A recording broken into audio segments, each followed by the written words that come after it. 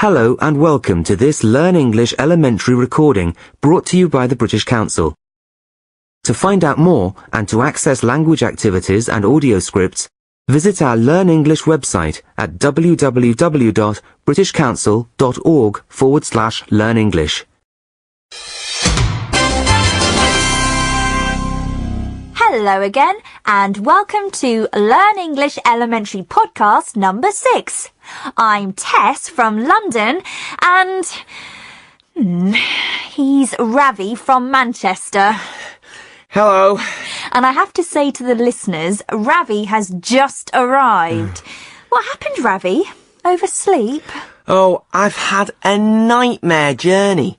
The underground was closed for some reason, so I had to get a bus, and of course the bus was absolutely packed because the underground was closed, and the traffic was awful. Oh. What a nightmare! Still, I got here just in time. What about you? Was your journey okay? Well, I came in the car this morning. It was busy, but not too bad, you know.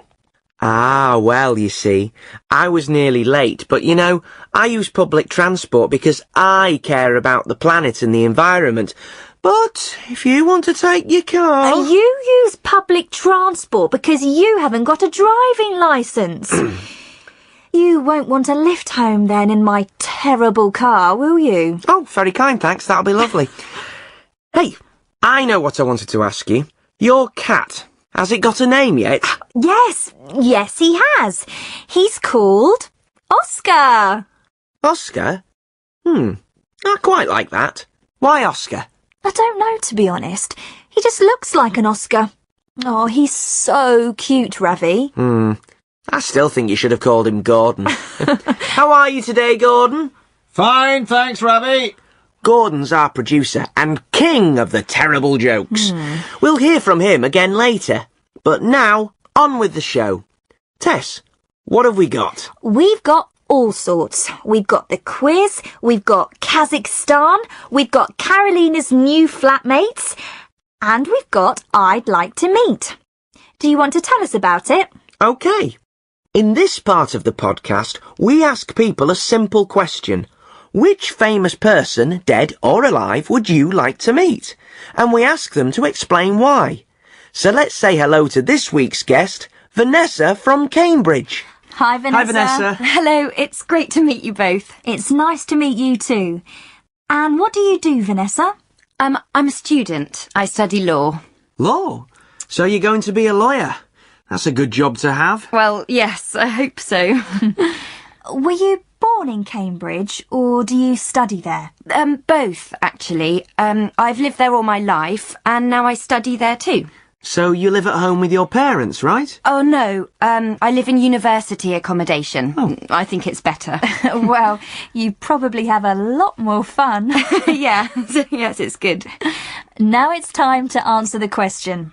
So, Vanessa, which famous person, dead or alive, would you like to meet? Frida Kahlo, the painter. OK. I've heard the name. There was a film, wasn't there? But I don't know anything about her. Yeah, it was a good film, with Salma Hayek. She was Frida. Yeah, great film. Loved it. Frida Kahlo was Mexican.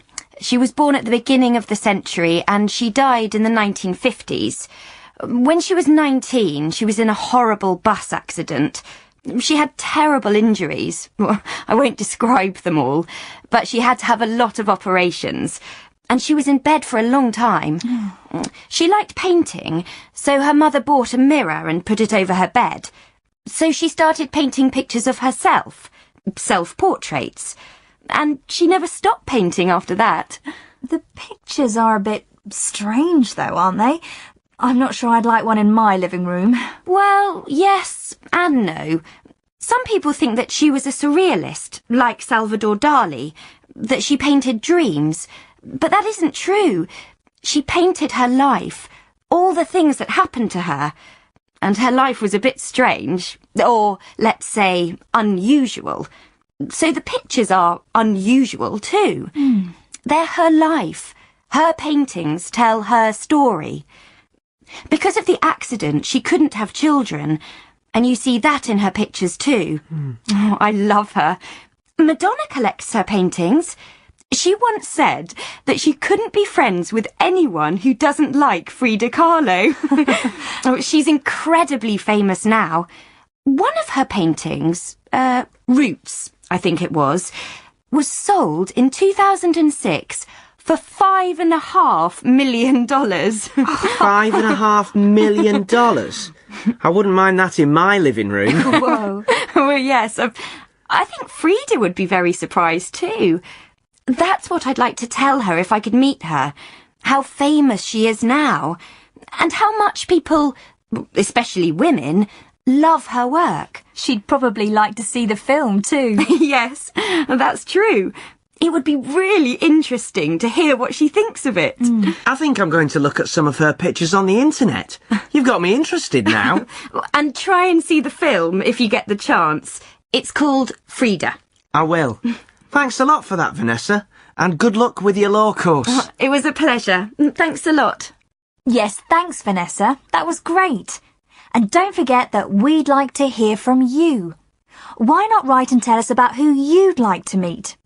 You can send your own, or you can look at what other people have sent in by checking out our website. So, as usual, it's quiz time next.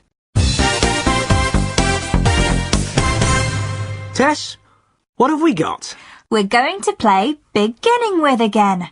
And I hope we've got our 2 players ready on the telephone. Hello, Will. Hi, Tess. And Jodie. Hello.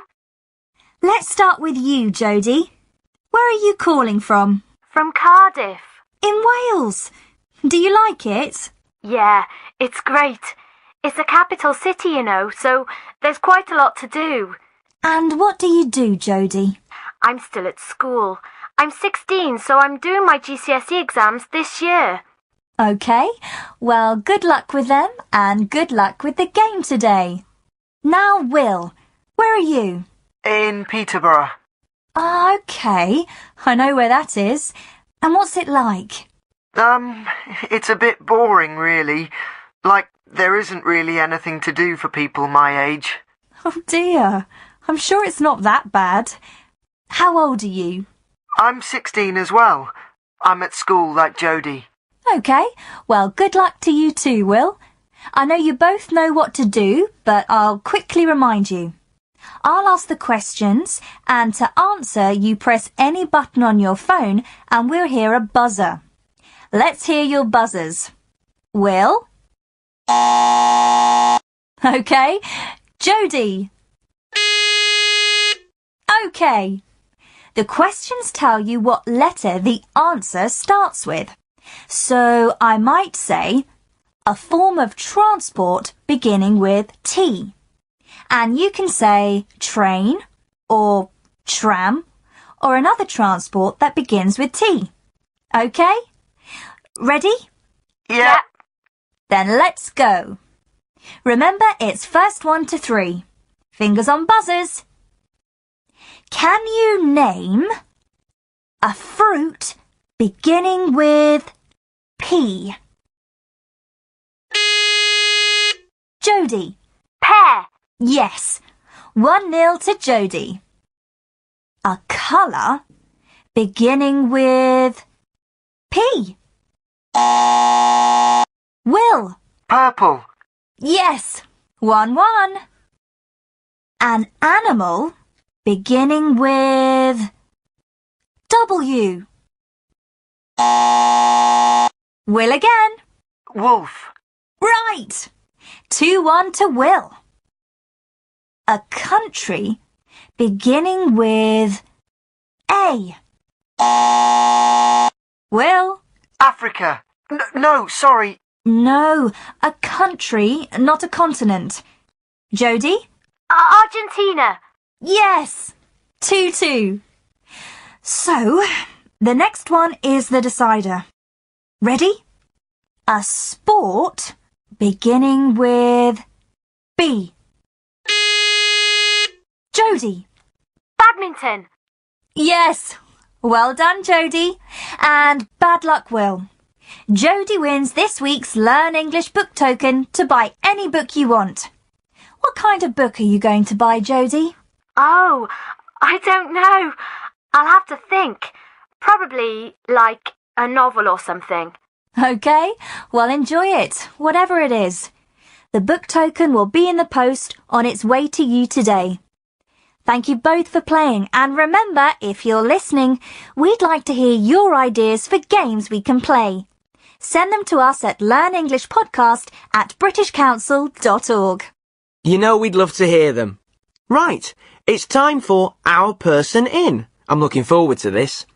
In this part of the podcast, we hear from different people around the world, and this time, Rebecca Dalton is our woman in Kazakhstan.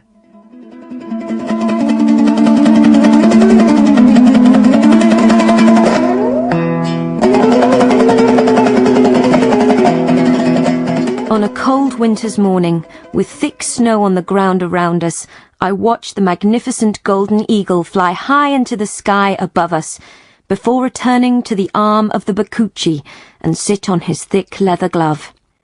I had travelled for over 6 hours on difficult roads to meet this man. The name Bakuchi means the Eagle King. The journey gave me an idea of just how big and how empty Kazakhstan is. It is the 9th biggest country in the world, bigger than all of Western Europe, yet it has a population of only 15 million, so most of the country is almost empty. And this empty countryside has everything. A major mountain range on the border with China, great lakes and rivers, deserts and plains. Most importantly for Kazakhstan, it also has oil, perhaps 20% of the world's supply, and many valuable metals can be found here. Over 10 years ago, Kazakhstan moved its capital city. The new capital, Astana, is full of new buildings designed by famous international architects, a thoroughly modern city. Yet it is out here, on the empty plains watching the golden eagle fly, that you get a true feeling of this little-known country. The oil and valuable metals will bring changes to Kazakhstan in the years to come, but you feel, and hope, that the Bakuchi will continue to fly his eagles in this wonderful, lonely space.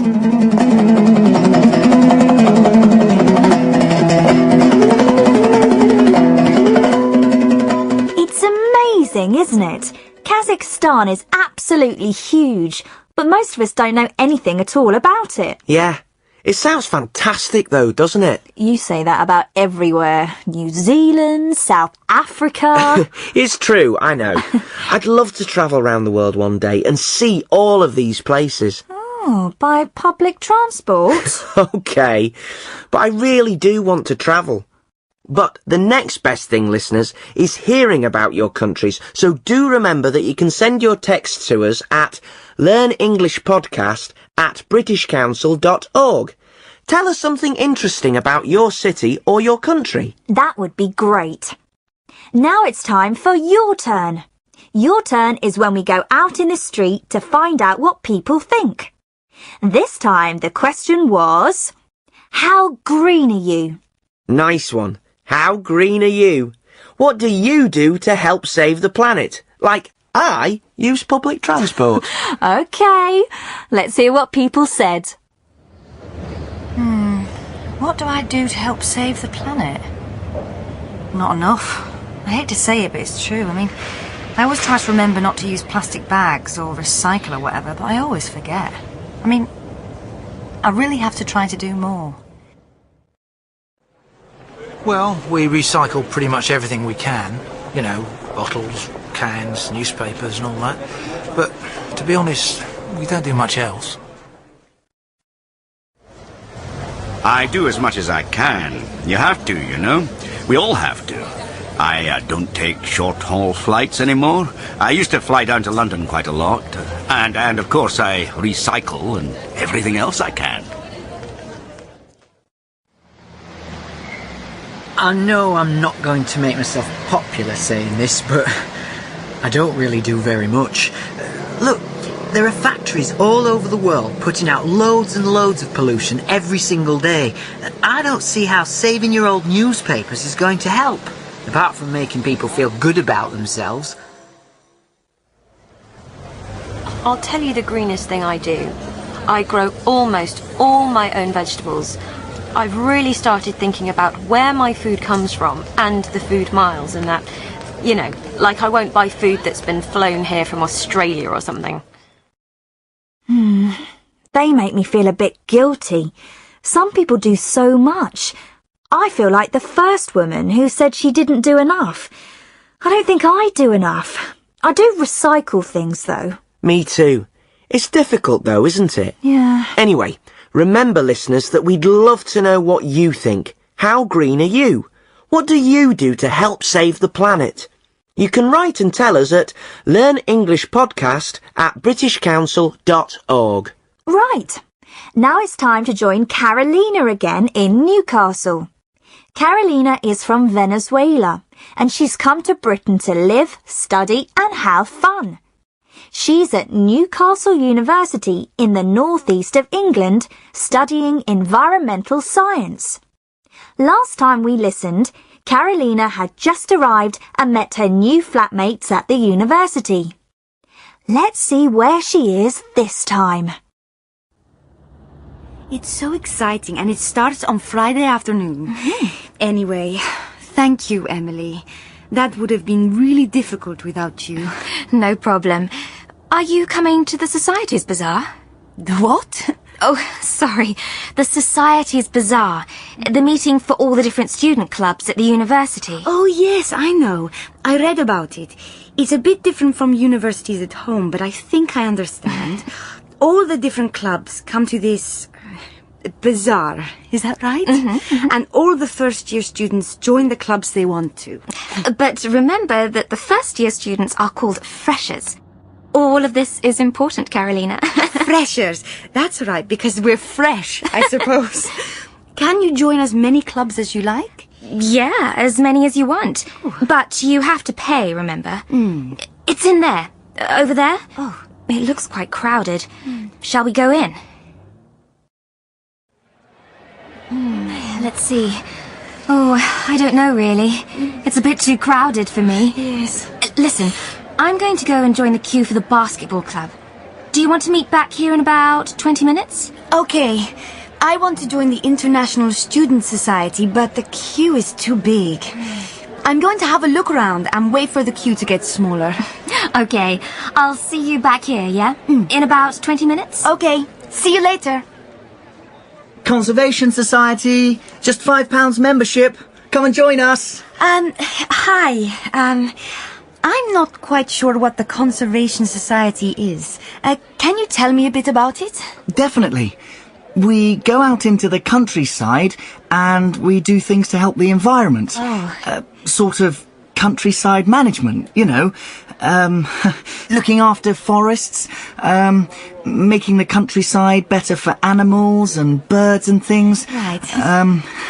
It's quite hard to explain, really. Look, here comes the society president. I'm sure he can tell you about it better than me. Oh, Jamie, hi. We met on the train, remember? Carolina! Hi, how are you? Did you find your room okay and everything? Yes, thank you. And you're the president of the Conservation Society? Your friend was telling me about it. Yes. Are you going to join? Remember, I was telling you about the countryside in Northumbria, north of Newcastle. It's really beautiful. You should join and come and see it with us. I'm sure it's a bit different from Venezuela. Okay, you've persuaded me. What do I have to do to join? Excellent. You just have to fill in this form. I'll fill it in for you. Carolina. What's your surname? Del Barco. Do you want me to spell it? Yeah, please. Is it one word or two words? 2 words. D-E-L, small d, then capital B-A-R-C-O. And have you got your email address yet? My university email? No, not yet. But you can use another address. It's Caro, Del B 88 at readynet.vz. Can you spell that for me? Okay, it's Carol Del B CARODELB, all one word. 88 at readynet READYNET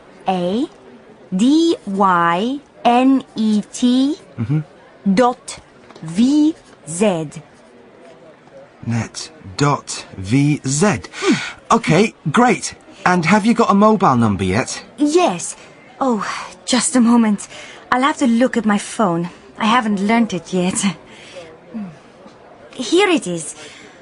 0334 746 1037. 033. 4746 1037.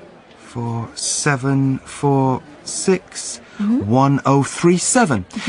Right, thanks. What department are you in, Carolina? I can send you our booklet. I haven't finished writing it yet. Environmental science. In the Dish building. Can't you send it there? Yeah, no problem.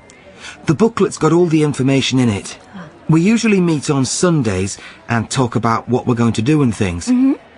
We're all going out to the pub this Thursday, if you want to come.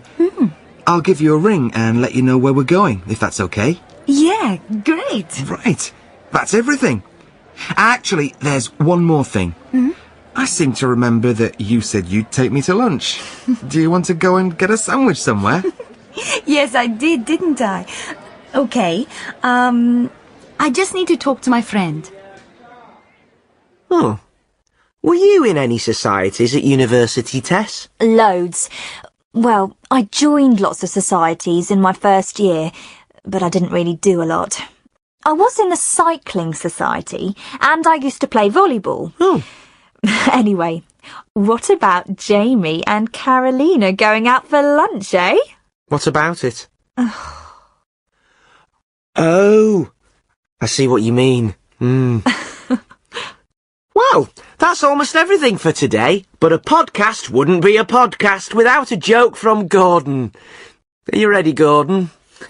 I am, Ravi. Another special one for you today. I'm sure it is, Gordon. All your jokes are special, in their own way. Let's hear it. Anyway, a rabbit walks into a butcher's shop and says, "Have you got any carrots?" And the butcher says, "No, this is a butcher's shop. We don't sell carrots." And the rabbit says, "OK," and goes out of the shop. An hour later, the rabbit comes back. "Have you got any carrots?" And the butcher says, "No, I told you this is a butcher's shop. We haven't got any carrots." An hour later, it happens again. And an hour after that, it happens again. Well, the butcher's getting really annoyed. Next time the rabbit comes in, "Have you got any carrots?" The butcher says, "Look, I've told you we don't have any carrots here. If you come back to this shop one more time, I'm going to take a hammer, take some nails, and I'm going to nail your ears to the floor. OK?" So the rabbit goes away. But guess what? An hour later, the rabbit comes back and walks into the shop. "Have you got any nails?" "No," says the butcher. "Have you got any carrots?" Actually, Gordon, I think that's the best one so far. You're getting better. Right, we have to go now, but don't go away. After this little break, you're going to hear Tom, our English teacher. After every show, Tom talks about the language you heard and gives you ideas to help you learn. So don't go away, but I'll say goodbye now. See you next time. Bye. Don't forget to send us your emails. Here's that address one more time. It's learnenglishpodcast@britishcouncil.org.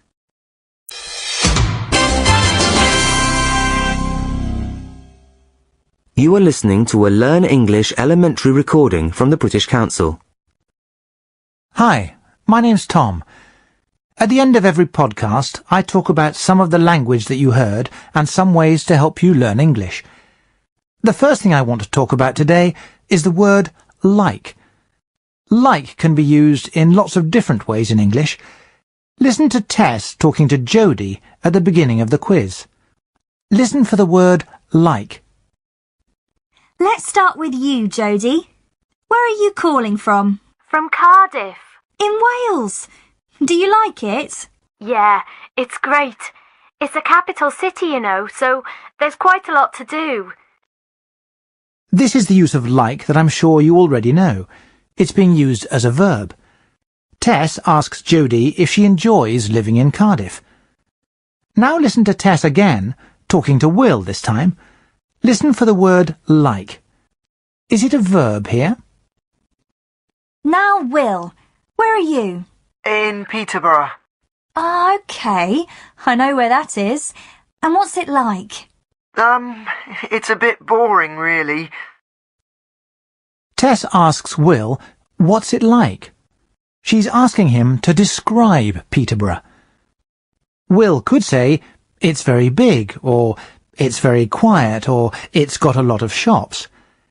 In the question, what's it like is a preposition, not a verb. The meaning isn't connected to the meaning of like as a verb. It's a very common question in English. When we want someone to describe something to us, we often use, what's it like? A good example is, what's the weather like in London? We want the person to tell us if it's raining or sunny, if the weather's good or bad. Or, what's your teacher like? We want you to describe your teacher. Maybe she's young, or she's blonde with blue eyes, or she's very friendly, or even she's terrible. Any answer that describes her in some way. Now listen to Tess and Jodie again. Listen to how Jodie uses like. Yes. Well done, Jodie. And bad luck, Will. Jodie wins this week's Learn English book token to buy any book you want. What kind of book are you going to buy, Jodie? Oh, I don't know. I'll have to think. Probably, like, a novel or something. Jodie's going to buy, probably like a novel or something. She isn't using like as a verb or a preposition here. She's using it as a filler. A filler is something that we say to give us more time to think. For example, or I don't know. You'll hear young native English speakers use like a lot in this way. You'll hear, for example, yeah, it's like really cool. Remember that this is a very informal way to speak. If you want to use like in this way, then only do it with groups of young friends, and not in more formal situations with your teacher, for example.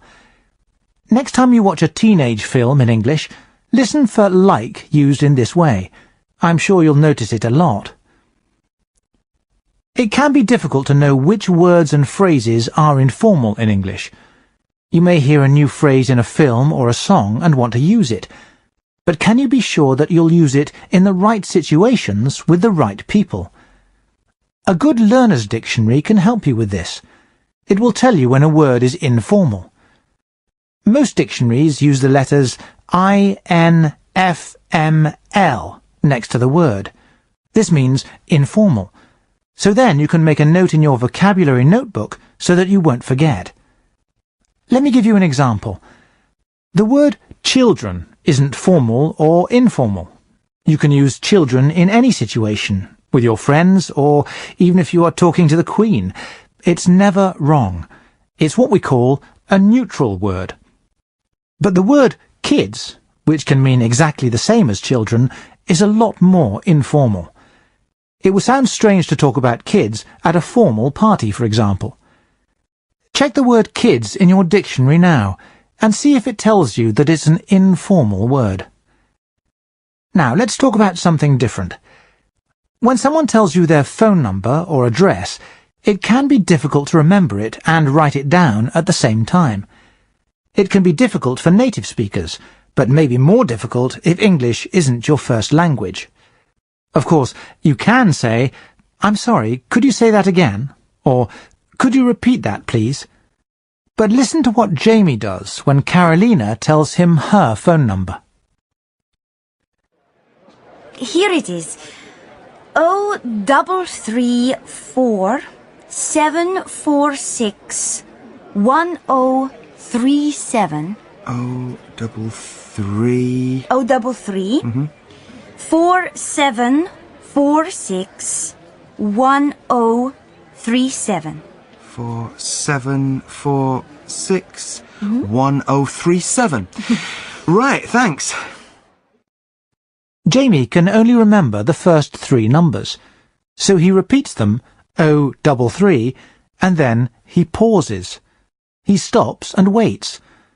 This shows Carolina that he wants her to repeat the rest of the numbers for him. He doesn't need to ask. We do this a lot in English. Maybe you do it in your language too, or maybe not. We do it with telephone numbers, addresses, and even names if someone is spelling them out for us. If your English teacher says, "The homework is workbook, page 65, exercises 1, 3 and 7, and you can't remember and write it down at the same time, you can say, "Workbook, page 65, and stop. Your teacher will then repeat, exercises 1, 3 and 7. Here's another thing that I noticed in this podcast. Listen to Will and Jodie introducing themselves at the beginning of the quiz. They're both 16 years old, so listen to what Will says. I'm still at school. I'm 16, so I'm doing my GCSE exams this year. I'm 16 as well. Yes, he says, "I'm 16 as well." As well means the same as to in this phrase. You can say, "I'm 16 too," or you can say, "I'm 16 as well." But be careful. You can say "me too," but we don't say "me as well." If your friend says, "I'm going to Anna's party tomorrow," you can say "me too," or you can say "I'm going to," or you can say "I'm going as well." Try to use as well when you're speaking English this week. Okay, that's all from me today. I'll talk to you all again on the next podcast. Remember, you can send your questions to me at learnenglishpodcast@britishcouncil.org. I'll be happy to answer your questions. In a moment, you'll hear the address for the website where you can read everything you've heard in this podcast. So, bye for now. See you next time. This recording was brought to you by the British Council. To find out more and to access language activities and audio scripts, visit our Learn English website at www.britishcouncil.org/learnenglish. Hello, and welcome to this Learn English elementary recording brought to you by the British Council. To find out more and to access language activities and audio scripts, visit our Learn English website at www.britishcouncil.org/learnenglish. Hello, hello, and welcome to the Learn English Elementary Podcast number 7. I'm Ravi from Manchester. And I'm Tess from London. As usual, we've got lots of interesting stuff for you to listen to. We've got the quiz, we've got Carolina, and we've got our producer Gordon as usual.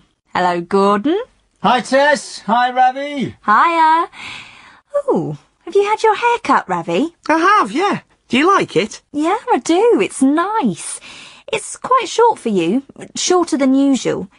Are you changing your image?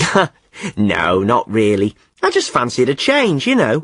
And I've got a big family party this weekend, so I thought I'd get my hair cut for that. You want to look smart. Fair enough. What's the party? It's my dad's 50th birthday. My mum's organised a surprise party for him. Oh, brilliant. What a nice idea.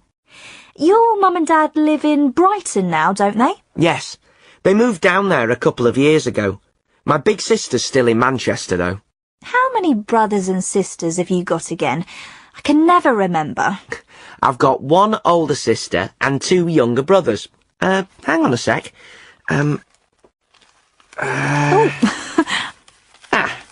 That's them there. Oh, you keep a picture of your family in your wallet. How sweet. Yeah, of course I do. That's Asha, my big sister, there. She's 3 years older than me. Oh, she's really pretty. It's a shame our listeners can't see this. You do realise that, Ravi, don't you? I know. But it'll only take a minute. That one's Deepak. He's at university in Bristol. And that's Vikram. He's still at school. Hey, your brothers are both really good-looking. What happened to you? I knew you were going to say that. Only joking, Ravi. Anyway, we'd better move on. We've got a lot to get through. Right, so let's start with I'd like to meet. OK, in this part of the podcast, we ask people a simple question. Which famous person, dead or alive, would you like to meet? And we ask them to explain why. So let's say hello to this week's guest, Mohammed from Manchester. Oh. Hi, Mohammed. Welcome to I'd Like to Meet. Hi, Tess and Ravi. Hi, Mohammed. So, you're a Manchester boy like me. Good football team, eh? Which one? Which one? No. Don't tell me you're a Manchester City supporter. No! I'm afraid so. Sorry, Ravi. Ravi can't speak, so I'll continue. What do you do, Mohammed?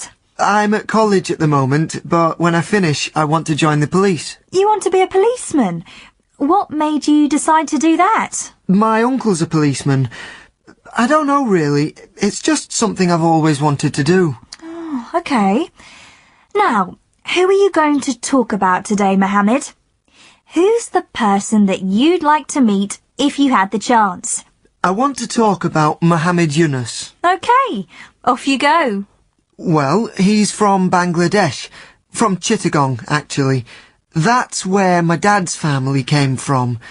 We've still got relations living there.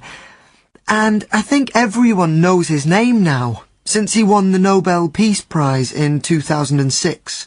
Well, he won it with his bank. A bank won the Nobel Peace Prize? Yes, the Grameen Bank. Microcredit. Well, yeah, it sounds familiar. It's a bank for poor people. Perhaps you'd better explain how it works, Mohammed.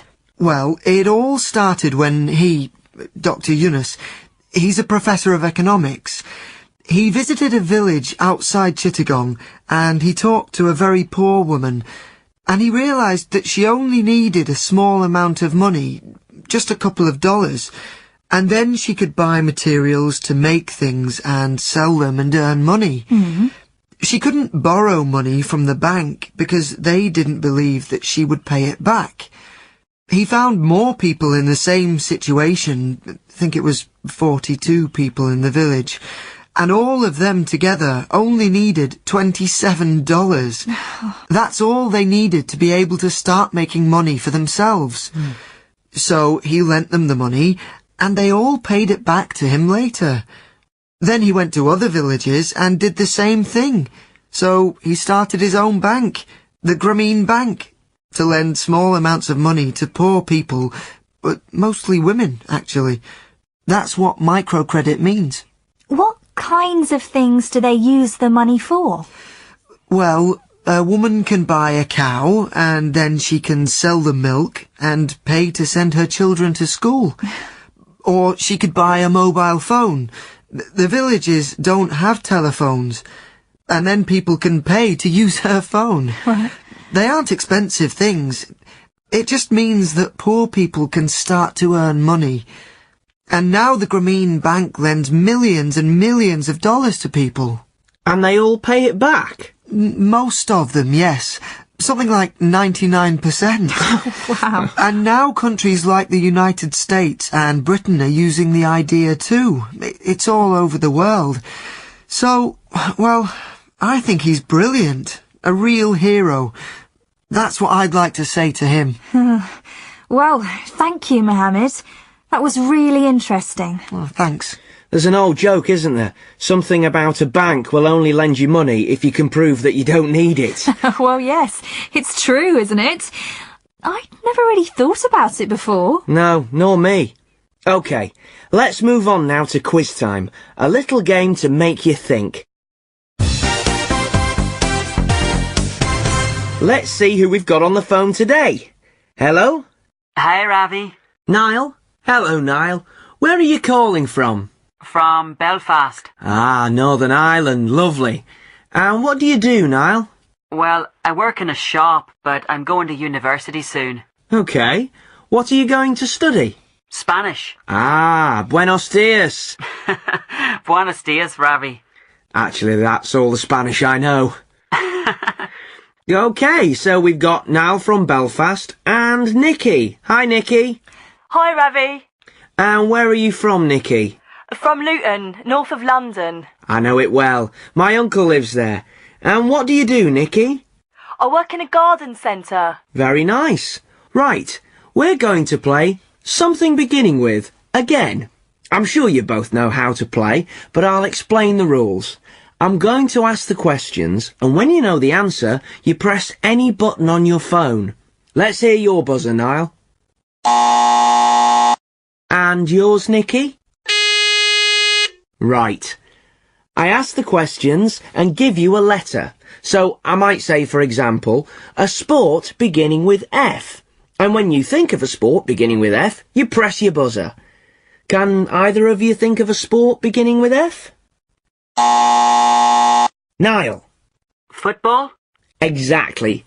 The winner is the first person to get 3 answers right. Are you both ready? Ready. OK. Then let's go. Can you tell me a fruit beginning with C? Nikki. Cherry. Yes. 1-0 to Nikki. Can you tell me a means of transport beginning with T? Niall. Train. Yes. 1-1. Next one. Can you tell me an animal beginning with F? Niall. Fox. Yes. 2-1 to Niall.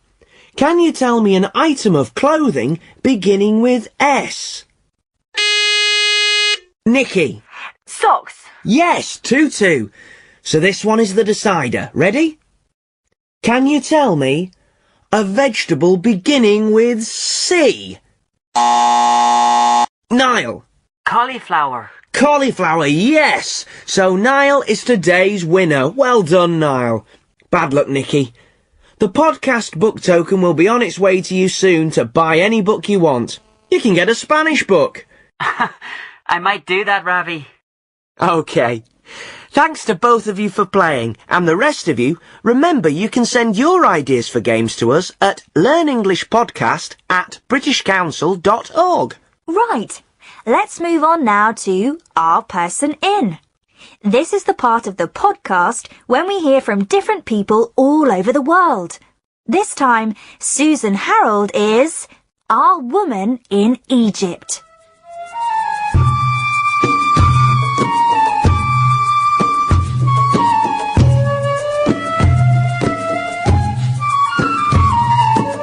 When I first arrived in Cairo, the capital of Egypt, 10 years ago, I was working as a teacher. I had lessons in different parts of the city, and I had to take a lot of taxis. The underground in Cairo doesn't cover many areas of this huge city. Black and white taxis are a familiar sight here, and it's a cheap way to travel. But I found it very difficult. The big question was, how much do I have to pay? I watched my Egyptian friends in taxis. They didn't ask the driver how much at the start of the journey. There was no meter in the car to say how much, and they didn't ask how much at the end of the journey. They just handed over the correct amount of money and walked away. But how do you know how much to pay? I would ask. A shrug of the shoulders. We just know. Gradually, over the years, I have started to understand the payment system in Cairo taxis. There are several things to think about. How far are you going? How long will you spend in the car? What time of day is it? How many people are in the car? My Egyptian friends can make all the calculations and know exactly how much to pay without a word being spoken. Unfortunately, the rules can be different for tourists. You might have to pay more if you travel to or from one of the big international hotels in the city. In fact, you might have to pay a little bit just because you're a tourist. But don't let that stop you taking taxis in Cairo. In my opinion, there's no better way to really see the life of this amazing city.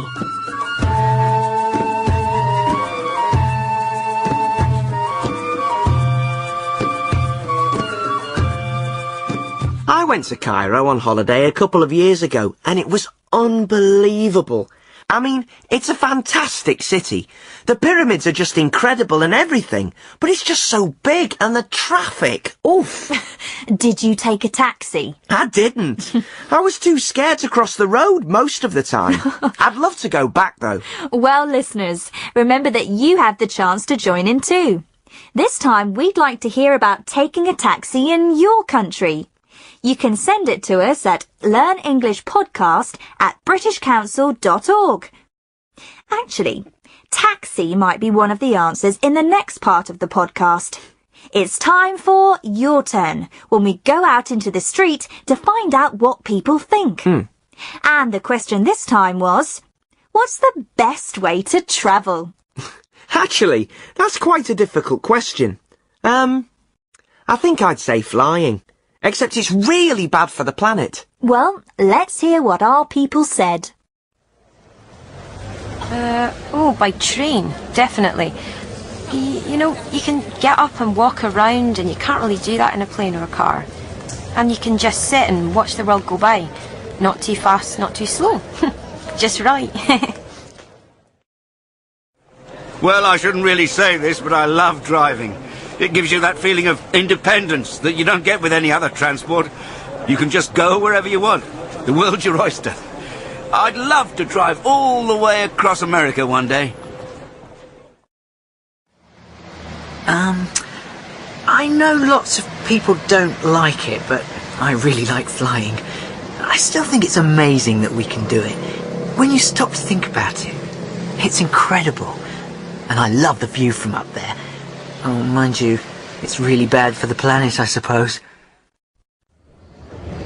Well, I've travelled on the underground today. But if I had to say what the best way to travel is, I'd say bicycle. I think it's the satisfaction of getting around by your own effort. And it's good for you. I'd probably say on foot, really. I mean, it depends. I love walking in the countryside. It's not so much fun in the city, I guess. Well, I tell you what isn't the best way to travel. Flying. I hate it. I'm terrified. Nah, I disagree. I really like flying. What about you, Tess? I'm surprised that nobody said boat. I love travelling by boat. We went on a boat holiday when I was a kid. I loved it. And we'd love to hear what all of you out there think. What do you think is the best way to travel? Write and let us know. learnenglishpodcast@britishcouncil.org. OK, time now to find out how Carolina's getting on in Newcastle. Carolina, you might remember, is a student from Venezuela who's come to Britain to live, study and have fun. Last time we listened, Carolina joined some societies at the university, but this time she's not feeling too well. Hi, Emily. Hi. What are you doing here? I thought you had a seminar at 10 o'clock. I did, but I'm not feeling very well. Oh, bless you. You sound terrible. You'd better go to bed. Did you tell your tutor that you were ill? No, I was early. He wasn't there. But I left a note on the door. I said I was sorry, but I was very constipated. Constipated? Why did you tell him you were constipated? Well, because I am. See? I can't stop sneezing. You don't sneeze when you're constipated. Constipated means that you can't go to the toilet. You know, you're blocked. You know, you try, but you can't. Well, you know. Oh, no. I was thinking in Spanish. In Spanish we say, I'm constipada. Well, in English, it's a cold. You say, I've got a cold. A bad cold. I knew that. I've got a cold. Oh, what a stupid mistake. It's because I'm ill. My head feels like it's full of... I don't know... cake. Cake? And I left a note on the door. Oh, everyone's going to laugh at me. No, they won't. Don't be silly. Everyone knows English isn't your first language. You made a mistake, that's all. But they won't know it's a mistake. They'll think I wanted to tell everyone that I was constipated, that I couldn't go to the toilet. I want to go home to Venezuela. Look, it's not 10 o'clock yet. I'll go to the room and take the note off the door and explain to... Who? Professor Grogan. Room 102. It'll be too late. And you can go to the chemist's and get yourself something to take. Then come back here and go to bed. You look awful. Have some hot lemon and honey. That's what my mother always gives me. Okay. Thanks a lot, Emily. Good morning. Can I help you? Yes, please. I can't stop sneezing. Have you got anything I can take? Is it a cold or an allergy? It's a cold. I don't have any allergies, at least I don't think so. Have you got any other symptoms? A sore throat? A headache? A cough? Yes, my throat hurts. It hurts when I eat or drink, and my head hurts too. Have you got a temperature? A temperature? What's that? I'm sorry, my English is terrible today. You know, have you got a high temperature? Do you feel hot? Is your face hot? You mean a fever? Yes. Yes, I think so. My face is hot, but my body feels cold. Okay. It sounds like a bad cold. Let's see.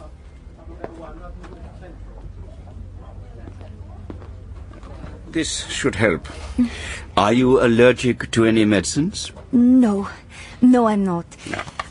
How often do I have to take it? 2 spoonfuls, 4 times a day. The instructions are on the bottle. Don't take it if you're driving. It might make you sleepy. That's okay. I just want to go to bed. Should I take anything else? Vitamin C will help. Here you are. Take one of these 3 times a day. And drink plenty of water. Where are you from, if you don't mind me asking? Venezuela. I've only been here a few weeks. Venezuela. I expect our English weather is a bit too cold for you then. Spend the rest of the day in bed and keep warm. You'll feel a lot better tomorrow. I hope so.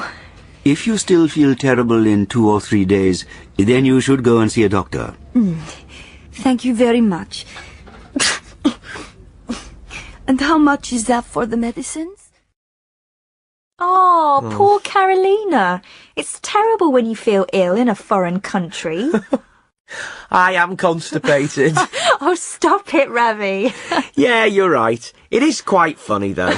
And she got some medicine, so I'm sure she's okay. Yeah. Anyway, that's almost the end of another podcast, but, as usual, before we go, we're going to hear from Gordon with another one of his amazing jokes.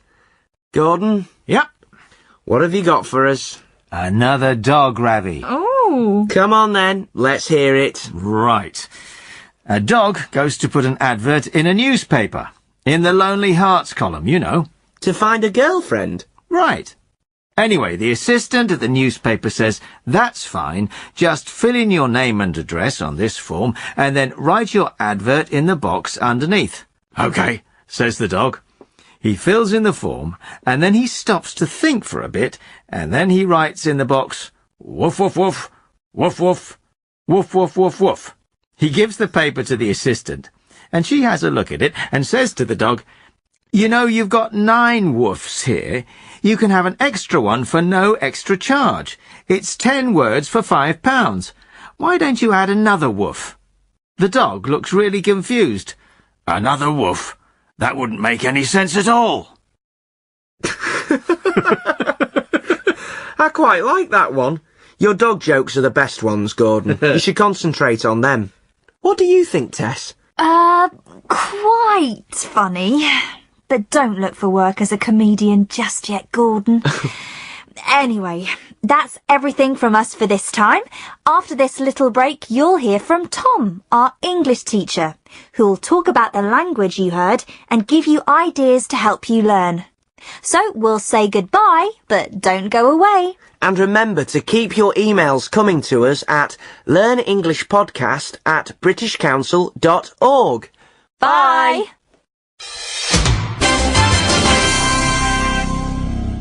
You are listening to a Learn English elementary recording from the British Council. Hi, my name's Tom. At the end of every podcast, I talk about some of the language that you heard and some ways to help you learn English. Today, I want to look at some verbs that we use to describe things, or to describe the idea that we have about them.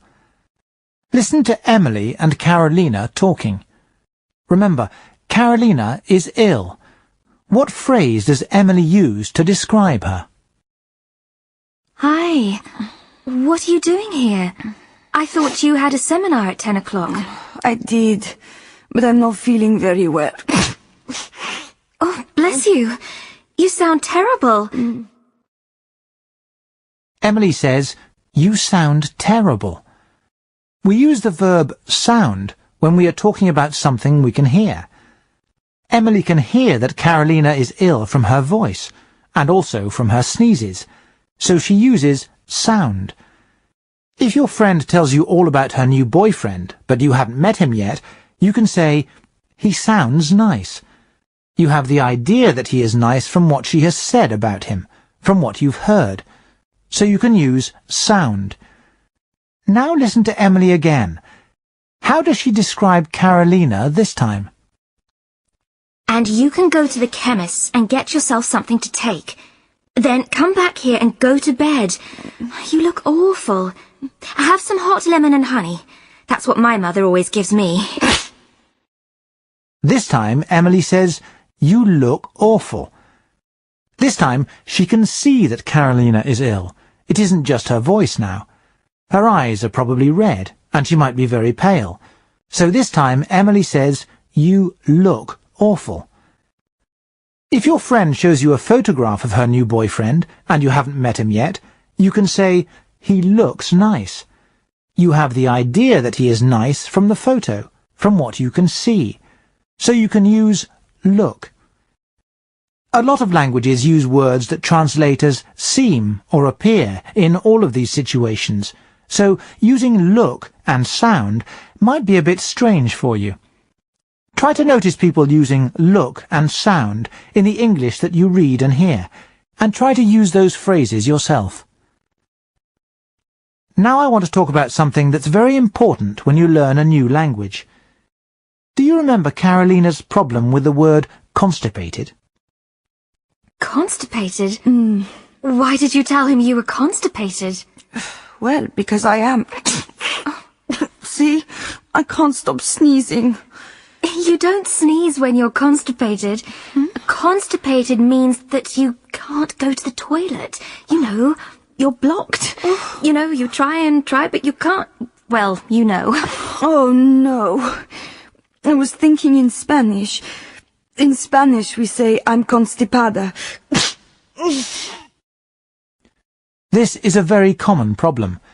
It depends what language you speak, but sometimes there are words in your language that are very similar to a word in English, and very often they have the same meaning too. For example, arriver in French is similar to arrive in English, and the meaning is the same. These words can help you a lot. But be careful. As we just heard with Carolina, sometimes the words don't have the same meaning at all. The word constipada in Spanish looks and sounds the same as the English word constipated, but the meaning is completely different. We call these words false friends. They look or sound the same as a word in another language, so you think they are friends, but they don't have the same meaning. The German word for poison sounds the same as the English word gift, which means a present. In Finnish, the word for cat can sound like the English word kiss. False friends can be very dangerous. When you hear a word in English that sounds or looks the same as a word in your language, the first thing to do is notice the context, the situation where you heard or saw the word, what the people were talking about. This will help you to understand the meaning of the word. Then, if you're still not sure, check the word in your English Learner's Dictionary.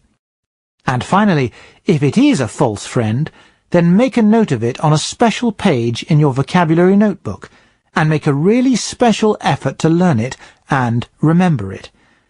It isn't easy. Even people who speak English very well still make mistakes with false friends, just like Carolina did, when they're tired or not concentrating. Now, let's look at a useful phrase that we use in English when we want to ask a personal question. Listen to Carolina and the chemist. What phrase does he use when he asks her a personal question? Vitamin C will help. Here you are. Take one of these 3 times a day and drink plenty of water. Where are you from, if you don't mind me asking? Venezuela. I've only been here a few weeks. Ah. He says, "Where are you from, if you don't mind me asking?" Of course, in a different situation, with your new classmates, for example, "Where are you from?" isn't a very personal question. But the chemist doesn't know Carolina, and in this situation, Carolina is buying some medicine for her cold, Carolina might be offended. She might think the question isn't appropriate. So he adds, "if you don't mind me asking." This makes the question more polite. If you want to ask someone a question but you aren't sure if it's polite to ask, then use "if you don't mind me asking." Just before I go, let me give you a phrase from the podcast that you can use. Listen to what we say in English when someone sneezes. Achoo! Hi. What are you doing here? I thought you had a seminar at 10 o'clock. I did, but I'm not feeling very well. Oh, bless you. You sound terrible. You'd better go to bed. Did you tell your tutor that you were ill? Yes, we say, "bless you." Some learners think that we say, "God bless you." Well, maybe that was the original phrase that people used a long time ago, but nowadays it's just "bless you."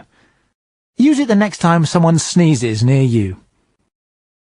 Okay, that's all from me today. I'll talk to you all again on the next podcast. Remember, you can send your questions to me at learnenglishpodcast@britishcouncil.org. I'll be happy to answer your questions. Or write to me about any interesting language that you noticed. In a moment, you'll hear the address for the website where you can read everything you've heard in this podcast. So, bye for now. See you next time. This recording was brought to you by the British Council. To find out more and to access language activities and audio scripts, visit our Learn English website at www.britishcouncil.org/Learn English. Hello and welcome to this Learn English elementary recording brought to you by the British Council. To find out more and to access language activities and audio scripts, visit our Learn English website at www.britishcouncil.org/Learn English. Hello again and welcome to the Learn English Elementary Podcast number 8. I'm Tess from London. And I'm Ravi from Manchester. You're looking great as usual, Tess. How are you? Thanks, Ravi. I'm very well, thanks. How are you? I'm fine, thanks. Actually, I'm very well. You know I told you I was looking for a new flat? Yeah?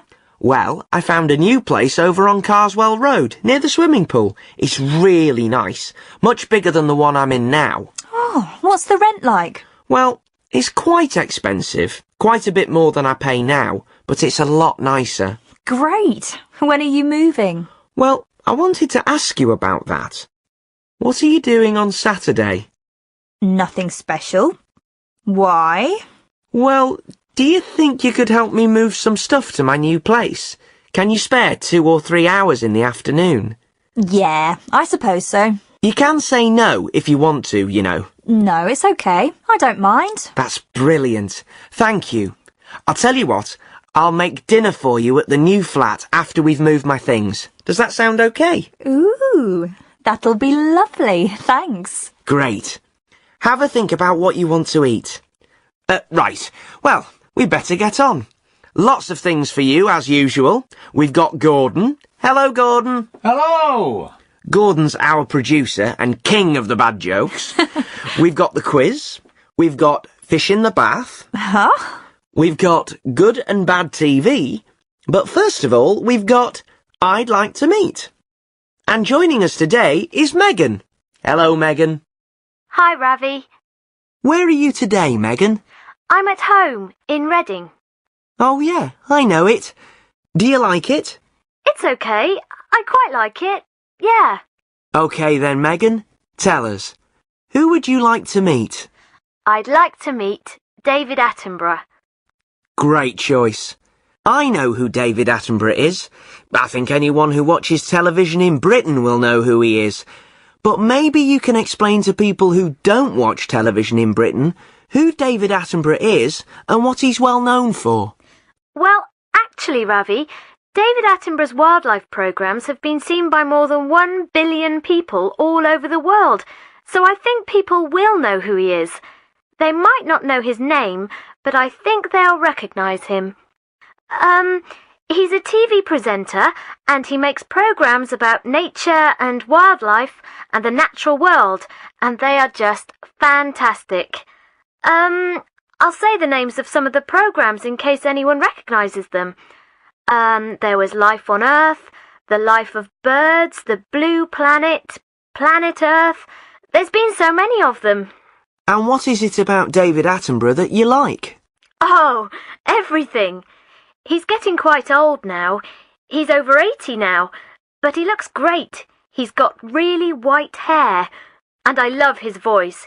He just sounds so interested in the animals that he's talking about. And sometimes he gets really close to them and he's almost whispering, but you can just see how interested and excited he is. I think the programmes are brilliant.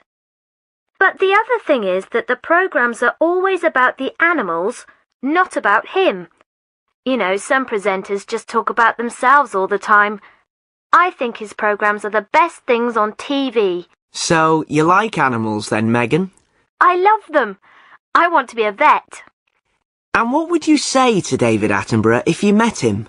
Well, I'd like to say thank you, I think, for his programmes, and tell him that I think they've been really important in telling people about climate change and global warming and the real things that are happening to animals because of what people do.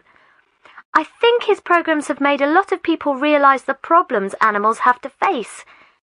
And I'd like to ask him what he thinks will happen in the future. You know, if it's too late to save the planet kind of thing. You know, I think I'd really like to meet David Attenborough as well. I really love those programmes. Do you know what he said about TV advertisements, Megan? No. He said he will never do an advertisement on TV. He says if people know you will take money to say you like something, then they can't trust you anymore or believe what you say. Yeah, you really do trust him when you listen to him. Well, thanks, Megan. That was great. And remember that we're always happy to hear from you. So if you'd like to tell us about a TV presenter in your country, you can send it to us at learnenglishpodcast@britishcouncil.org. That's Learn English, all one word, at British Council, all one word, .org. That's O-R-G. OK now, it's time for our quiz as usual. Our players this time are Amy. Hi, Amy. Hello. And Brandon. Hello, Brandon. Hi, Tess. Let's start with you, Amy. Where are you calling from? From Leeds. I'm from Yorkshire. And what do you do? I'm studying to be a nurse. I've just started.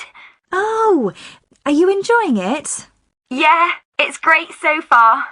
Okay, great. Now, how about you, Brandon? Where are you calling from? I'm in Penzance, in Cornwall. Wow, the very tip of the country. I used to go to Cornwall on holiday when I was a kid. We still get loads of holiday makers every year. Well, it's such a beautiful area. Anyway, we've got a new quiz for you this time, a numbers quiz. How are you with numbers, Amy? Well, I'll do my best. Okay, here's what you have to do. You're going to work together to answer some riddles. I'll give you an example. There are 7 D in a W. Can you tell me what the D and the W stand for? Is it 7 days in a week? Okay, so you get the idea. Now, either of you can answer, and if together you can get 5 correct answers, you both win a prize. Okay, you two? Okay. Yes. So, here's the first one. There are 12 M in a Y. 12 months in a year? Well done! 1 out of 1. Next one. 24 H in a D. 24 hours in a day. That's it! 2 out of 2. 3 more to get. Next one. 60 S in an M. It's 60 seconds in a minute, isn't it? It is! 2 more to get. Normally, there are 30 or 31 D in an M. Days in a month? Right! 4 out of 4. 1 more to get. 60 M in an H. 60 minutes in an hour. Yes! Well done, you two. 5 out of 5. Okay, you've both won a book token, and we'll be sending them to you very soon. Thanks for playing, and well done. Ravi, I've got one for you. 11P in an FT. Easy. 11 players in a football team. Ah! Good game, though. Remember, if you're listening, that you can send your ideas for games we can play to learnenglishpodcast@britishcouncil.org. OK, time now for Our Person In. At the start of the podcast, I promised you fish in the bath. And here they come. Bill Stedman is our man in Prague.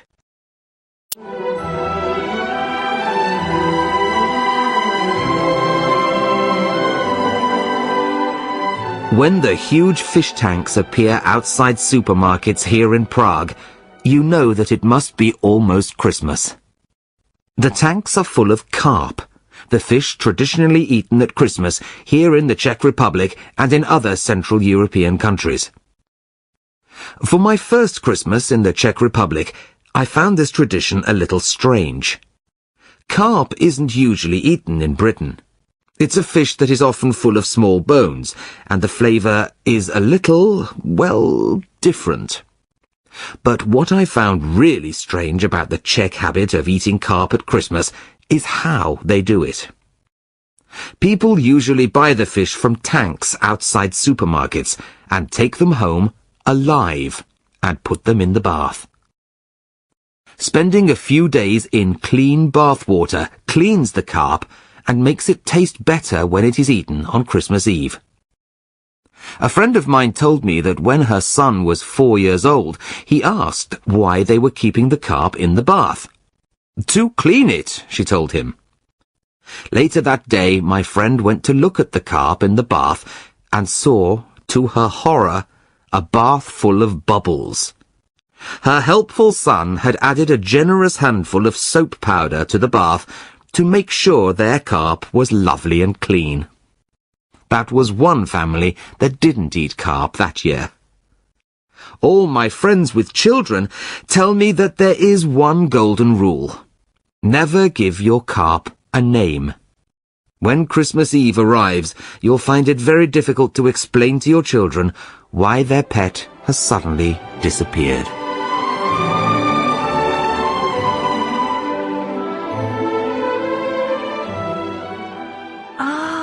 So the poor children think they've got a fish as a pet, and then it disappears, and they have to eat it for Christmas.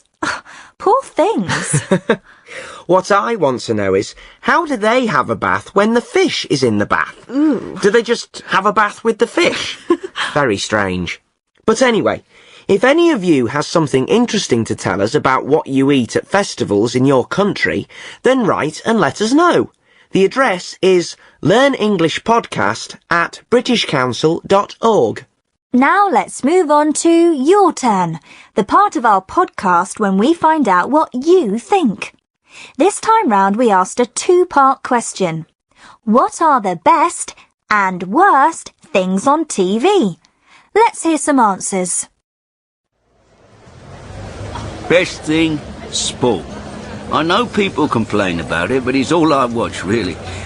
Worst thing, reality TV shows. Definitely.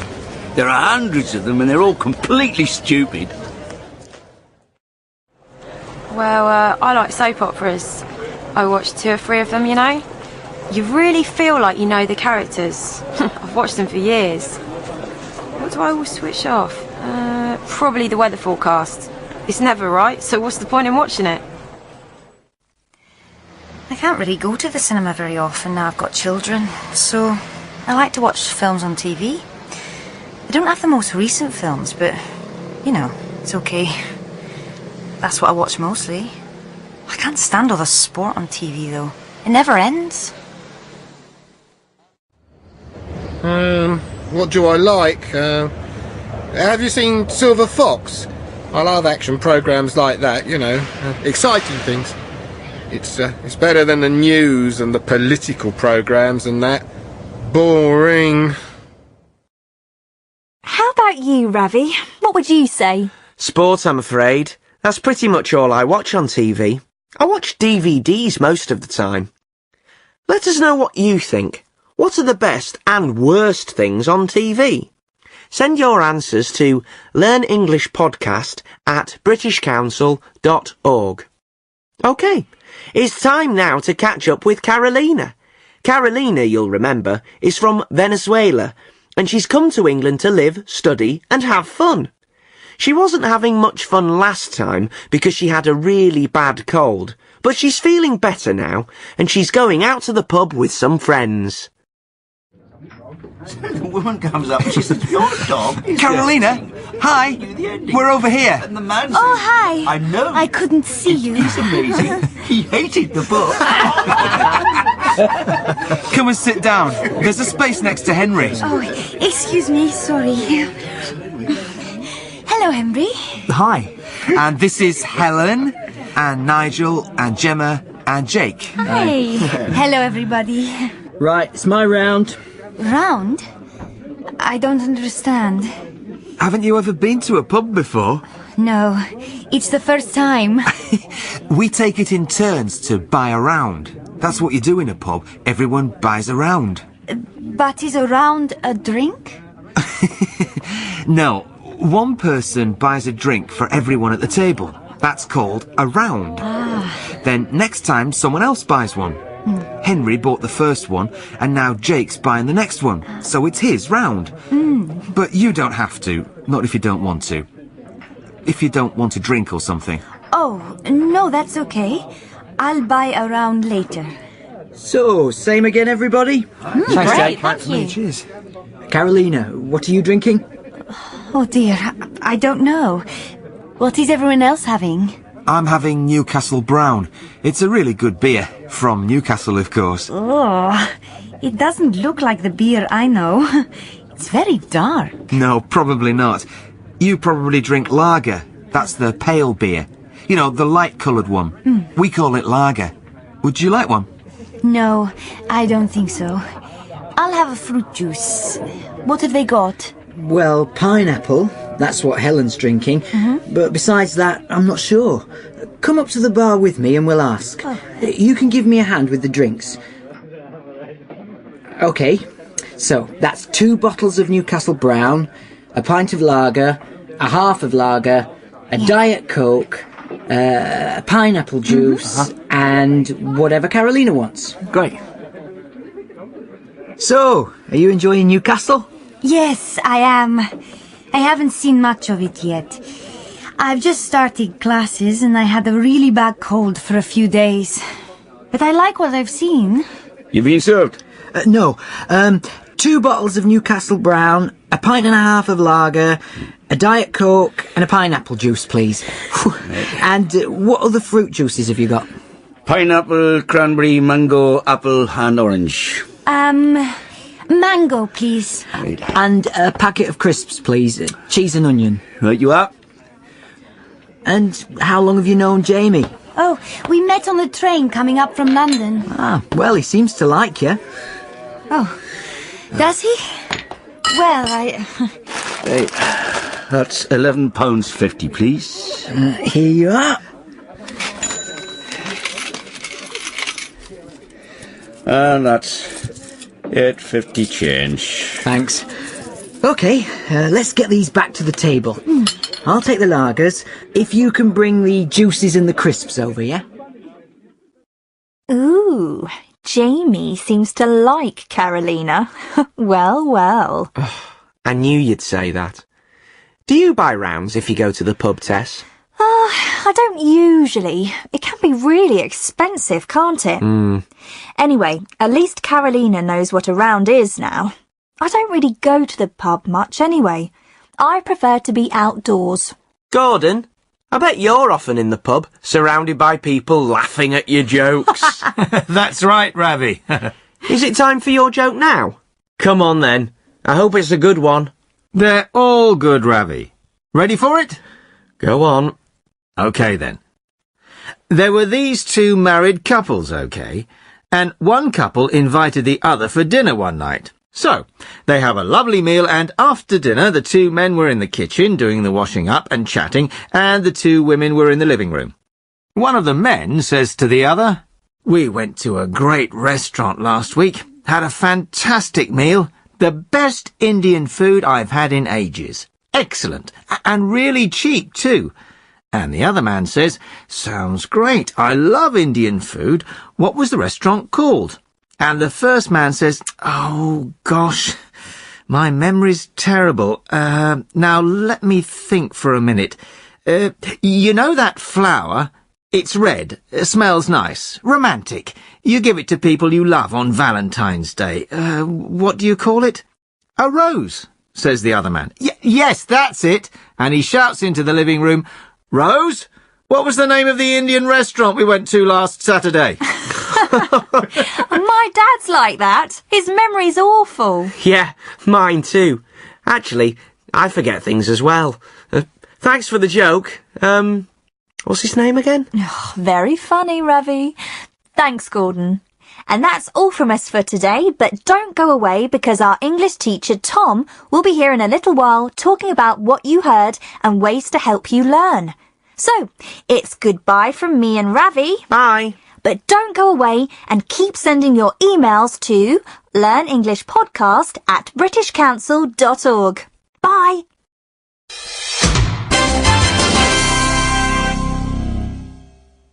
You are listening to a Learn English elementary recording from the British Council. Hi, my name's Tom. At the end of every podcast, I talk about some of the language that you heard and some ways to help you learn English. Today, I want to talk about prepositions, words like on, at, and in. It's very difficult for learners to use these words correctly in English. We use prepositions all the time, in lots of different ways. But today, I'm only going to talk about one situation, using prepositions in time phrases, with words like Saturday, Christmas, or December. Listen to Ravi. Which preposition does he use before Saturday? Well, I wanted to ask you about that. What are you doing on Saturday? That's right, he uses on. We say on Saturday, or on any other day of the week. On Sunday, on Monday, on Tuesday, all of the days. Now listen to part of Gordon's joke. The man in the joke is trying to explain what a rose is. Listen to the preposition with Valentine's Day. Romantic. You give it to people you love on Valentine's Day. He said, on Valentine's Day. Valentine's Day isn't a day of the week, but it is a day, a single day, so we use on again. Now listen to one more. This is Bill in Prague talking about the fish that they eat. Listen for the time phrase. Spending a few days in clean bath water cleans the carp and makes it taste better when it is eaten on Christmas Eve. Yes, it was on again. He said, on Christmas Eve. Can you guess why? Christmas Eve is what we call the day before Christmas Day, the 24th of December. So, Christmas Eve is a single day. So we use on. So, when we're talking about a single day, we use on.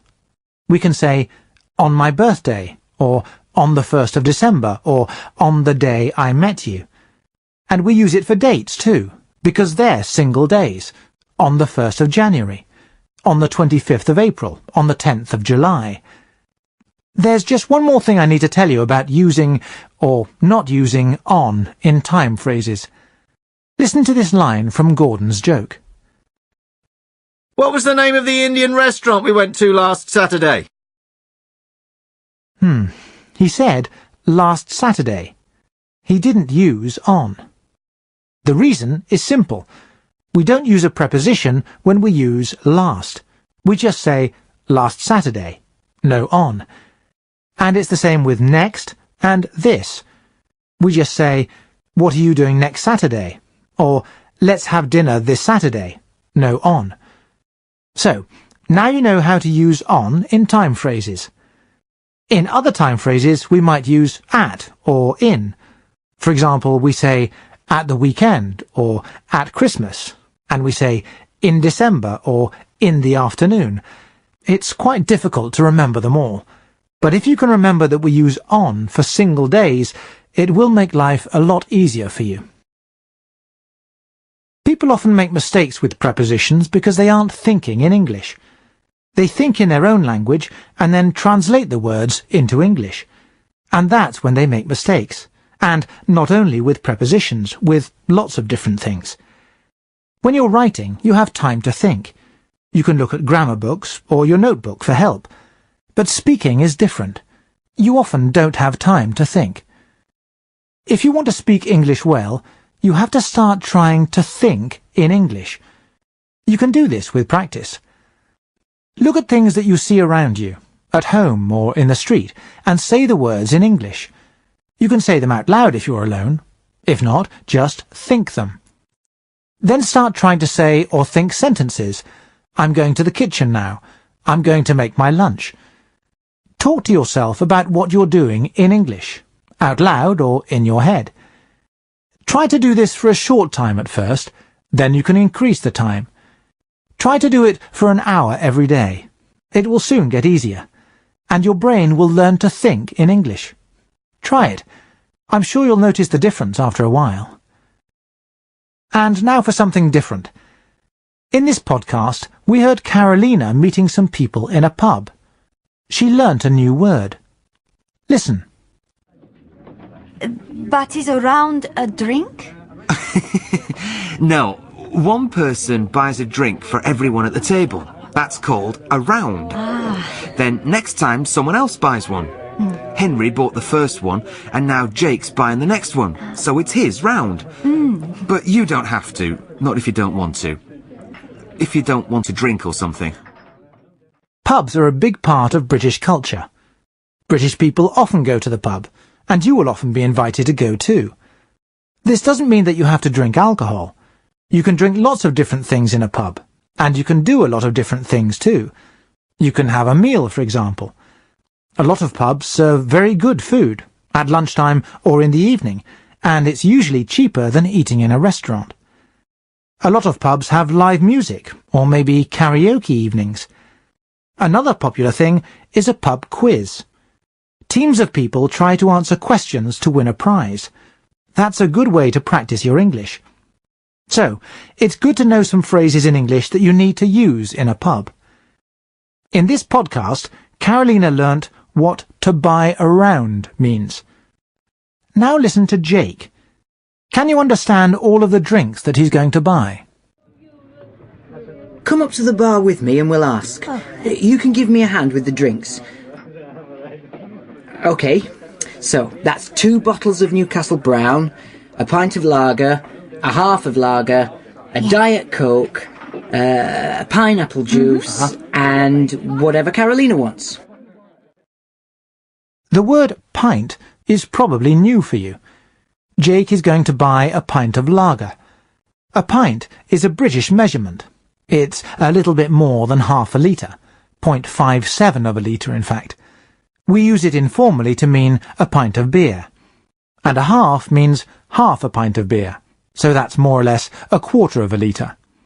Now, one more useful phrase. Listen. So, same again, everybody? Great, thank you. Cheers. You'll hear same again a lot in the pub, especially when people are buying rounds. It means another of the same drink that you had before. If someone says, "What would you like to drink?" you can say, "Same again, please." Now, just before I go, I noticed a useful phrase that you can try and use this week. It's a phrase that means I'm sure. Listen and see if you can hear it. Gordon, I bet you're often in the pub, surrounded by people laughing at your jokes. That's right, Ravi. The phrase is, I bet. We use it informally and it means, I'm sure. For example, we can say, I bet it's going to rain tomorrow. Or, I bet Anna forgot her homework again. Try and use I bet in your conversations in English. OK, that's all from me today. I'll talk to you all again on the next podcast. Remember, you can send your questions to me at learnenglishpodcast@britishcouncil.org. I'll be happy to answer your questions. Or write to me about any interesting language that you noticed. In a moment, you'll hear the address for the website where you can read everything you've heard in this podcast. So, bye for now. See you next time. This recording was brought to you by the British Council. To find out more and to access language activities and audio scripts, visit our Learn English website at www.britishcouncil.org/learnenglish. Hello, and welcome to this Learn English elementary recording brought to you by the British Council. To find out more and to access language activities and audio scripts, visit our Learn English website at www.britishcouncil.org/learnenglish. Hello once again, and welcome to the Learn English Elementary podcast number 9, with me, Ravi, from Manchester. And me, Tess, from London. And Gordon, our producer, from... Oh, where are you from, Gordon? Me? I'm from Keswick in the Lake District, you know. But I've lived in London for about 20 years. Keswick, really? I'm going there this weekend. Really? What for? Having a weekend away? Are you going cycling again? Yeah, we are. 6 of us. We're getting the train up from London on Friday morning, then cycling to Keswick, spending a night there, then we're going to do a really long ride on the Saturday. You're not going to camp, are you? Isn't it a bit cold? No, we're not. It is a bit cold. We're staying in youth hostels, you know. Oh, right. I haven't been in a youth hostel since I was a kid. Are they still really cold and uncomfortable? No, not at all. Some of them are fantastic. I mean, they're not like 5-star hotels or anything, but they're really comfortable and you meet some really interesting people in them. Sounds okay. Better than I remember. It's the cycling I don't want to do. How far are you going to ride each day? About 50 miles or so. It depends. It's more difficult with all the hills and stuff. We haven't booked the youth hostels. They won't be really busy at this time of year. So we'll just stay at the nearest place if we get really tired. Ah, OK. Sounds great. When are you coming back? We're getting a train on Sunday afternoon, so we'll get back to London in the evening. About 6 o'clock, I think. Do you know what I'm going to do this weekend? No. What are you up to? Absolutely nothing. I'm going to sit on my sofa all weekend and watch TV. Oh. I've got loads of DVDs I want to watch. I'll think of you on your bicycle, though. I don't know how you can do nothing all weekend, Ravi. I'd get so bored. I know. I'm going to start going to the gym soon, honest. I can never find the time. Yeah. Anyway, it's time now to move on. As usual, we're going to start with Would Like to Meet. In every podcast, someone comes to the studio and tells us about a famous person, alive or dead, that they'd like to meet. We've got Sean here with us today, so let's start by finding out something about you. Well, my name's Sean. I'm 17 and I'm from Brighton. That's where my mum and dad live. I go down there a lot. Great place. Yeah, it's good. There's plenty to do. Good shops. I'd rather live in London, though. I bet if you lived in London, you'd want to go back to Brighton. Get some fresh air, see the sea. Maybe. But then I could visit my mum and dad, like you do, Ravi. Well, that's true. Yeah, live in London, have family in Brighton. Perfect, really. And who are you going to talk about today, Sean? Who's the famous person you'd like to meet? Matt Groening. The Simpsons guy? The Simpsons guy? I always thought it was pronounced Groening. Well, I did too, for a long time. But no, it isn't. It rhymes with raining. Matt Groening. OK, that's the name sorted out. Tell us a bit about him, Sean. Well, as you know, he's the guy who created The Simpsons, which is probably the best show on TV anywhere in the world, ever. And a great film, too. You're a fan, then? Ever since I can remember. And I just think that the man who created something so brilliant must be a really funny guy. To be honest, I don't know much about him as a person. I know he's really old. He must be 50 or something, at least. I'm not sure 50 is really old, Sean. My mother wouldn't be very happy to hear that. Well, you know, whatever. He's older than my dad anyway. That's why I'd like to meet him. He must be really funny and really smart, but he's old. What else do I know? And I know he's got kids. 2 kids called Abraham and Homer. No, he called his son Homer after Homer Simpson. Well, maybe not. Homer was his dad's name too. He got all the names from his own family. His mum and dad were Homer and Margaret, Marge for short, and his little sisters are Lisa and Maggie. Bart was going to be called Matt at first, but then he changed his mind. But I read somewhere that the character of Bart Simpson was based on his older brother. I guess I'd like to meet him too. When did the show start? In the 1980s. I'm not sure of the year, but it's about 20 years old. But the characters never get any older. I like that. Oh, and another thing I've just remembered. Doll.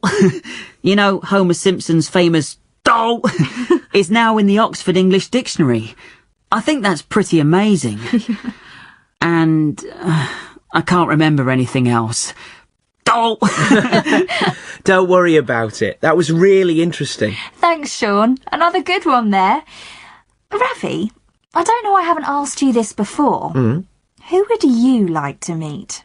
Who would you talk about if you were our guest on the podcast? That's a tough one. There's so many. Matt Groening's a good one. I'd love to meet him. Peter Jackson, who directed the Lord of the Rings films. He'd be really interesting. J.K. Rowling, who wrote the Harry Potter books. Yeah, maybe her. She seems quite an interesting character. Yeah, I'd like to meet her too. And remember, listeners, that we're always interested to hear about people that you'd like to meet. Or even cartoon characters. That's a good one. Which cartoon character would you like to meet and why? Brilliant idea. So, send your thoughts to us at learnenglishpodcast@britishcouncil.org. That's Learn English Podcast, all one word, at British Council, all one word, .org. That's O-R-G. Right. Shall we meet the players for our quiz today then? We have a little quiz now with two of our listeners. And this time we've got Ethan. Hi, Ethan. Hi, Ravi. And Abby. Hello, Abby. Hi, Ravi. Let's start with you, Abby. Where are you calling from? From Margate. Ah, at the seaside. Is it sunny down there today? It is. It's lovely and warm today. And what do you do, Abby? I've just left school. I don't know what I'm going to do now. Well, good luck with what you decide to do, and good luck with today's quiz. Now, Ethan. Hi, Ravi. Where are you from, Ethan? South London. OK. Well, I know that it's sunny here in London too. What do you do, Ethan? Nothing at the moment, Ravi. I finished school last year and I'm going to university in a couple of months' time. I've had a gap year and done some travelling. Ah, fantastic. Where have you been? I went to South America for 4 months. Brilliant. Did you have a good time? Unbelievable. It was so cool. Right. Today's quiz is another 10-second quiz, OK? I'm going to give you a topic and you've got 10 seconds to think of as many things as you can. So, let's say I say things that you play. You have to think of as many things as you can. You might say football, the piano, volleyball, you know, all things that you play. The winner is the person who gets the most in 10 seconds, OK? OK. OK then. You've got 10 seconds to write down things that you make. I'll give you one to start with. Make the bed. Go on then. 10 seconds, things that you make. Go.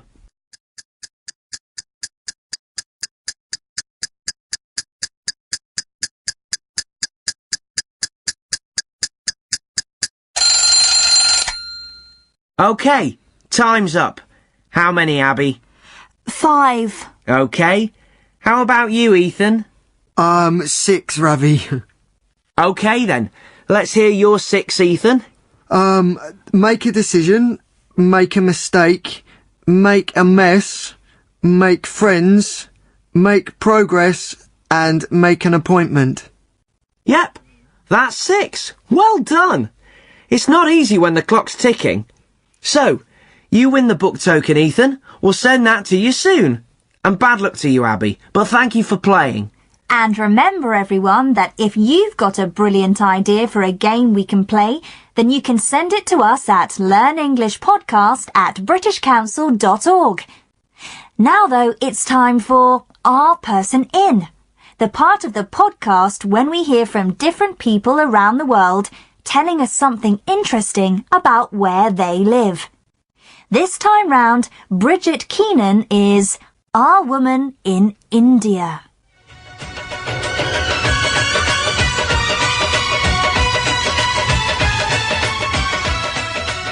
India is a nation of cinema lovers. Almost 40 million people go to the cinema each month, and India produces almost twice as many films each year as the USA. The Indian film industry is known as Bollywood, and you never feel like you are far from its influence. In cities, giant hand-painted images of Bollywood stars look down at the passing traffic, and in parts of India, film stars have used their popularity to start careers as politicians. Bollywood films are quite different to Hollywood films. Although the plots can be similar, the Indian films feature a lot more singing and dancing. There are usually 6 songs and at least 2 huge dance scenes. In fact, the stories are often very predictable and always have a happy ending. But that doesn't stop people going to see them. And going to see films is a special experience too, much noisier and livelier than British cinemas. The crowd will cheer on the hero through all the action scenes, whistle through the songs, and offer advice and support throughout the film. the audience can be as much fun as the film. That audience seems to be almost everyone in India, from the very old to the very young. In the countryside, there are touring cinemas, a lorry travelling with all the equipment to make a temporary cinema in a village for one night before moving on to the next place. It's a love of cinema shared by the whole huge country, unlike anywhere else in the world.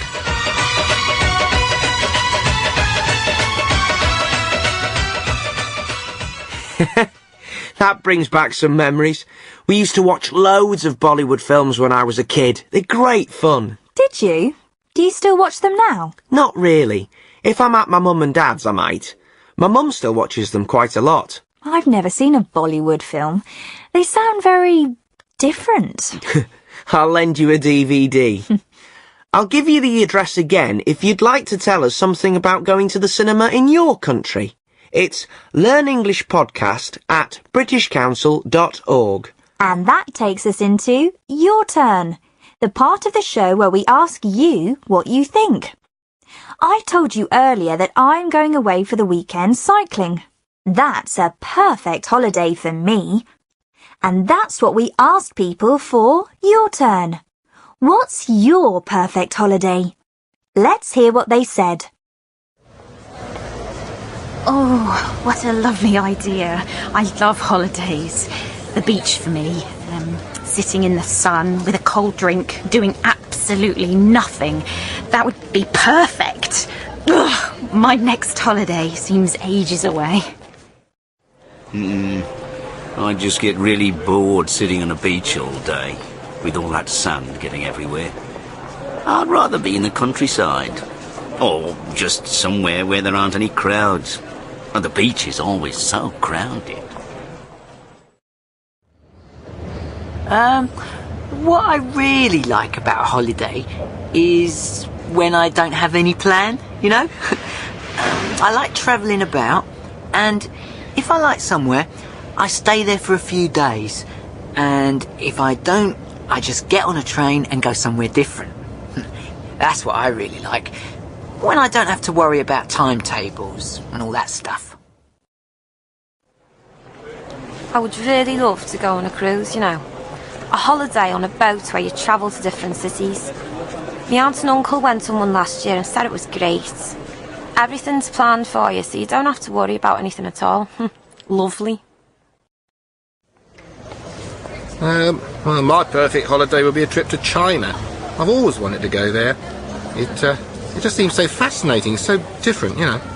And there'd be so much to see. I'd love to tour the whole country. But I guess that would take years. Ravi, your perfect holiday? I really want to go to Australia. A couple of my friends went there last year and said it was brilliant. Yeah, I really like the sound of Australia too. Let us know what your perfect holiday would be. You can send it to us at learnenglishpodcast@britishcouncil.org. Now let's join Carolina again.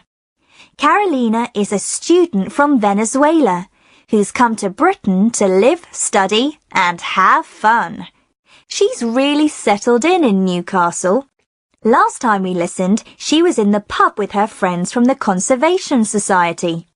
This time, Carolina is preparing a special meal for her friends. Hi, how's it going? Everything under control? Oh, I'm beginning to panic a bit. The rice and beans are done. They're cooking now. That's for Jamie. He's vegetarian. I need to grill the meat, and I need to make the guasacaca. Oh dear, and I wanted to have a shower. I'm so hot. What time are they coming? I told them 8 o'clock. I hope they're late. Don't panic. You've got plenty of time. What can I do to help? What's whatever it was? Guasacaca. It's like a salad sort of thing with avocados and herbs. It goes with the meat. Well, why don't you tell me what to do and I'll make it while you have a shower? Oh, okay, thanks. You're an angel. You need an onion, some green pepper, some red pepper, some garlic, some parsley. And you chop it all up in quite small pieces and put everything in a bowl. It's all here, look. Okay, I'll start chopping. How much garlic? 3 of those. What do you call them? The small parts of garlic? Cloves? You mean cloves? 3 of these? Yes, that's right. Then what?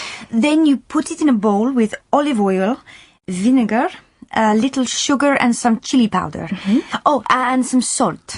And what about the avocado? Oh, you add that at the end. There are 2 avocados in the fridge. You mash one, you know, with a fork so it's like a paste, and the other one you just chop so it's in pieces. I think I can manage that. And then I add the avocados to the stuff in the bowl. Yes, and put it in the fridge. Right, no problem. You go and make yourself look beautiful. Hi. Here we are. Oh, hi. Hi, Henry. Hi, Emily. Hi, did you find it okay? Yeah, it was easy. We've brought a bottle of wine. It's white. It probably needs to go in the fridge. And we brought these too, for you. Oh, that's very kind of you. I love chocolate. Thanks. Can we put our coats somewhere? Oh, you can put them in my room. Here, I'll take them. Well, sit down. Make yourselves at home. Thanks. It's a nice place you've got here. Great kitchen, really big. Thanks. Yes, we're very lucky. Now, what would you all like to drink? We've got wine. So here it is. Just help yourselves. It looks delicious. Oh, I hope so. This is good. What's in it? Rice and black beans, and onion and pepper, and some spices. Delicious. Is this a traditional Venezuelan dinner then? Well, in Venezuela we usually eat a big meal for lunch and have a smaller meal in the evening. But yes, it's a traditional meal, nearly. We should have fried, I don't know the word. They're like bananas, big, hard bananas. Plantains? They look like bananas. Oh, yes, maybe plantains. Anyway, I couldn't find any, but everything else is traditional. Hey, we forgot the music. Oh, no. Henry, do you want to come and choose something? I'll show you where the CDs are. Sure. My room's just through here on the right. Oh, wow, it's massive, much faster than ours. I know, I'm really lucky. Well, here we are then. Just the 2 of us. Yes. What? Oh, nothing, Ravi. I really want to know what's going to happen next. To Carolina? And Jamie. Never mind. Right, it's time for Gordon. Are you ready there, Gordon? Ready? For new listeners, Gordon tells us a joke every week. If you like bad jokes, you'll love Gordon. Thanks, Tess. Right, I've got a parrot for you this week. Another parrot? Yes, a parrot and a magician. A magician who worked on a cruise ship, you know, the big ships that people have holidays on, had a parrot. But the parrot had seen the magicians act hundreds of times and knew all the tricks. So, whenever the magician did his act, the parrot just sat there looking really bored because he'd worked out how the magician made things disappear. Anyway, one night, during the magician's show, the ship hit an iceberg and sank. The only survivors were the magician and the parrot. The magician managed to climb into a lifeboat and immediately fell into a deep, deep sleep. A little bit after that, the parrot came and sat on the edge of the lifeboat and stared at the magician. The magician slept for 3 days, and the parrot didn't take his eyes off him. It just stared and stared and stared. Finally, the magician opened his eyes, and the first thing he saw was the parrot watching him like a parrot. Another hour went past, and the parrot didn't take his eyes off the magician. Then the parrot opened its beak and squawked, "All right, I give up. What did you do with the ship?" No. That's terrible, Gordon. I still prefer the jokes about dogs. Actually, maybe some of our listeners could send you some new jokes. The address for jokes, or anything else you want to send to us, is learnenglishpodcast@britishcouncil.org. We have to go now, but in a moment you can listen to Tom, our English teacher, who'll be talking about some of the language you heard in this podcast and things to help you learn. So, stick around to listen to Tom, but we'll say goodbye for now. Bye!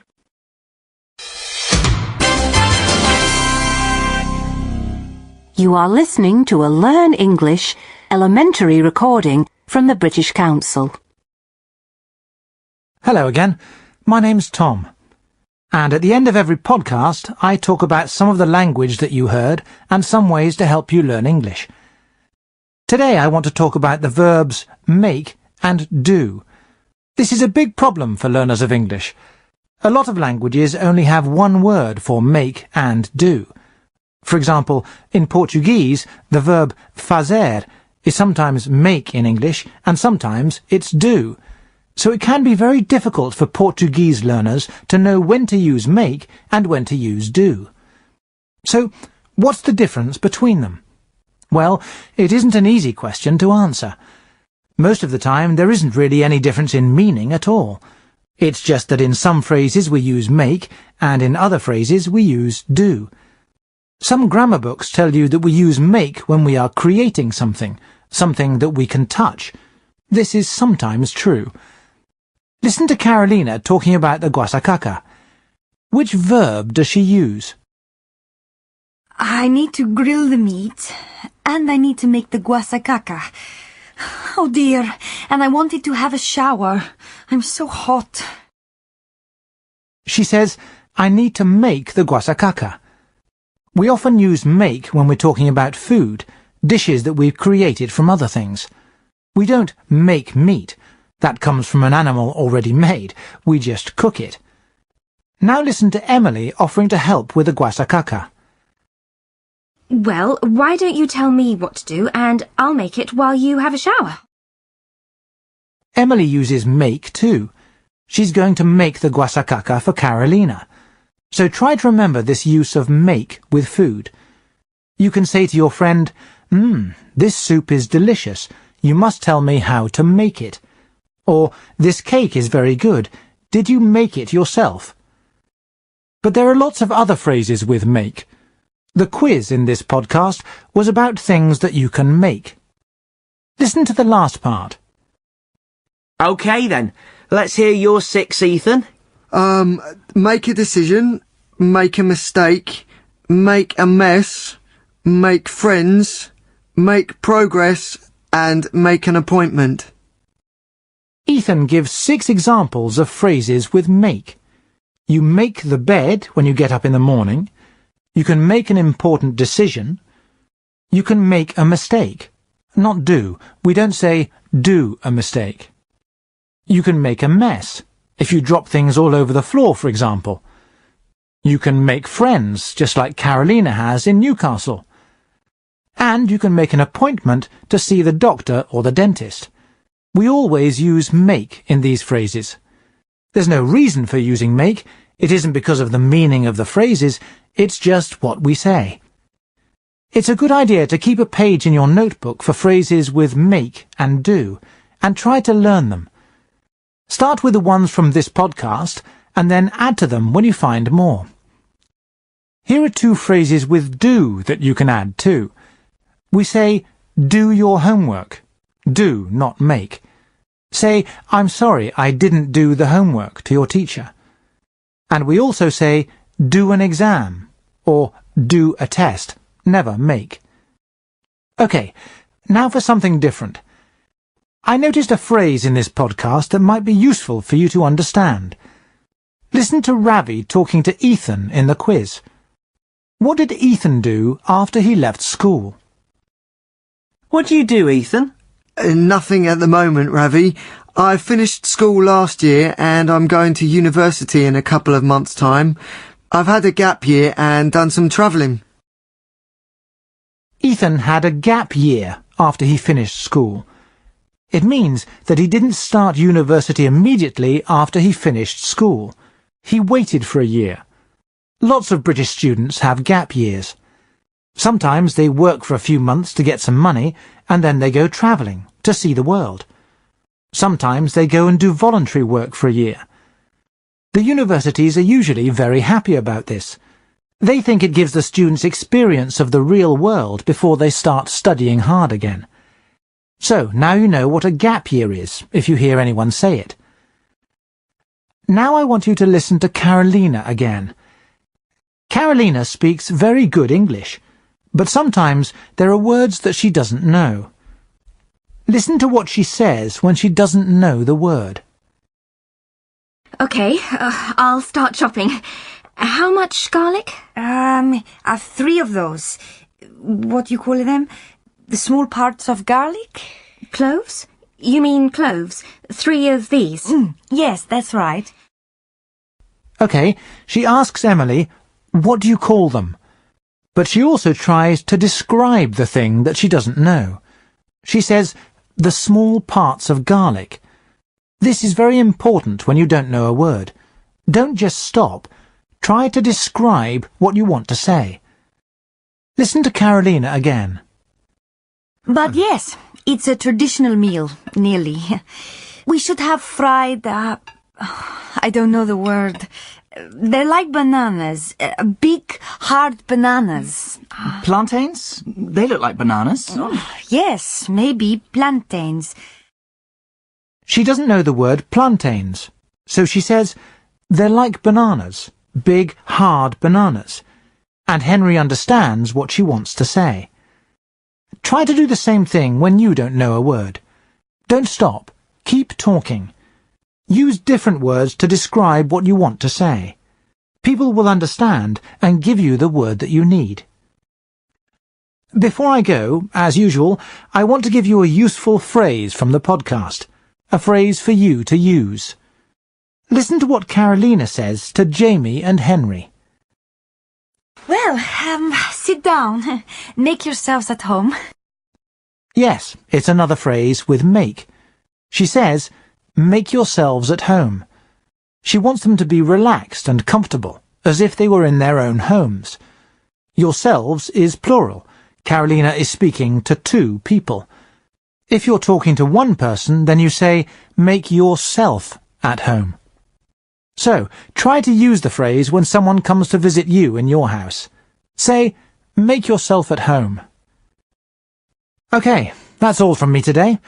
Remember, you can send your questions to me at learnenglishpodcast@britishcouncil.org. I'll be happy to answer your questions. Or write to me about any interesting language that you noticed. In a moment, you'll hear the address for the website where you can read everything you've heard in this podcast. So, bye for now. This recording was brought to you by the British Council. To find out more and to access language activities and audio scripts, visit our Learn English website at www.britishcouncil.org/Learn English.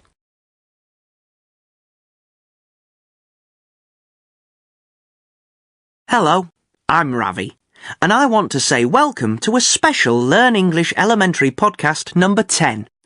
This is the last podcast in the first series, so today we're going to do something a bit different. We've had lots of emails from you, the listeners, and lots of great comments on the site, saying how much you've enjoyed all the podcasts in this series. So Gordon, our producer, has put together some of your favourite parts from the first 9 podcasts for you to hear again. Or maybe for you to hear for the first time. Anyway, listen again, or for the first time, and we hope you enjoy it. Especially for any new listeners out there, our first section is from podcast 1. And it's the part when you get to meet me, Tess, and Gordon. Hello, and welcome to Learn English Elementary Podcast number 1. My name's Ravi. And I'm Tess. We're your presenters and we've got lots of things for you to listen to today. But before we start, I think we should introduce ourselves. Ravi? OK, I'm Ravi. Or I tell you what, I'll introduce you and you can introduce me. How about that? Well, OK then. This is Tess. She's from London. She's... How old are you? None of your business, Ravi. And she loves dancing and riding her mountain bike, OK? OK. And this is Ravi. He comes from Manchester. He's 23. Oh, aren't you? Oh, yes. He likes football and he's a great cook. Thanks. And there's one more person for you to meet. I'd like to introduce our producer, Gordon. Say hello to everyone, Gordon. Hello. Pleased to meet you. Hi, Gordon. And how are you today? Very well, thank you, Tess. Good. We'll speak to Gordon again later in the show, but now it's time to get on with our programme. Right, so that's us. The next section is I'd like to meet, when we talk to people about a famous person that they'd like to meet. A lot of you thought that this one was very interesting. It's from podcast number 7, and it's Mohammed from Manchester talking about a very important man. So let's say hello to this week's guest, Mohammed from Manchester. Oh. Hi, Mohammed. Welcome to I'd Like to Meet. Hi, Tess and Ravi. Hi, Mohammed. So, you're a Manchester boy like me. Good football team, eh? Which one? Which one? No. Don't tell me you're a Manchester City supporter. No! I'm afraid so. Sorry, Ravi. Ravi can't speak, so I'll continue. What do you do, Mohammed? I'm at college at the moment, but when I finish, I want to join the police. You want to be a policeman? What made you decide to do that? My uncle's a policeman. I don't know, really. It's just something I've always wanted to do. Oh, OK. Now, who are you going to talk about today, Mohammed?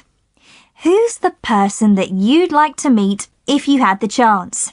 I want to talk about Mohammed Yunus. OK, off you go. Well, he's from Bangladesh. From Chittagong, actually. That's where my dad's family came from. We've still got relations living there. And I think everyone knows his name now, since he won the Nobel Peace Prize in 2006. Well, he won it with his bank. A bank won the Nobel Peace Prize? Yes, the Grameen Bank. Microcredit? Well, yeah, it sounds familiar. It's a bank for poor people. Perhaps you'd better explain how it works, Mohammed. Well, it all started when Dr. Yunus, he's a professor of economics. He visited a village outside Chittagong and he talked to a very poor woman. And he realised that she only needed a small amount of money, just a couple of dollars, and then she could buy materials to make things and sell them and earn money. She couldn't borrow money from the bank because they didn't believe that she would pay it back. He found more people in the same situation, I think it was 42 people in the village, and all of them together only needed $27. That's all they needed to be able to start making money for themselves. So he lent them the money, and they all paid it back to him later. Then he went to other villages and did the same thing. So he started his own bank, the Grameen Bank, to lend small amounts of money to poor people, but mostly women, actually. That's what microcredit means. What kinds of things do they use the money for?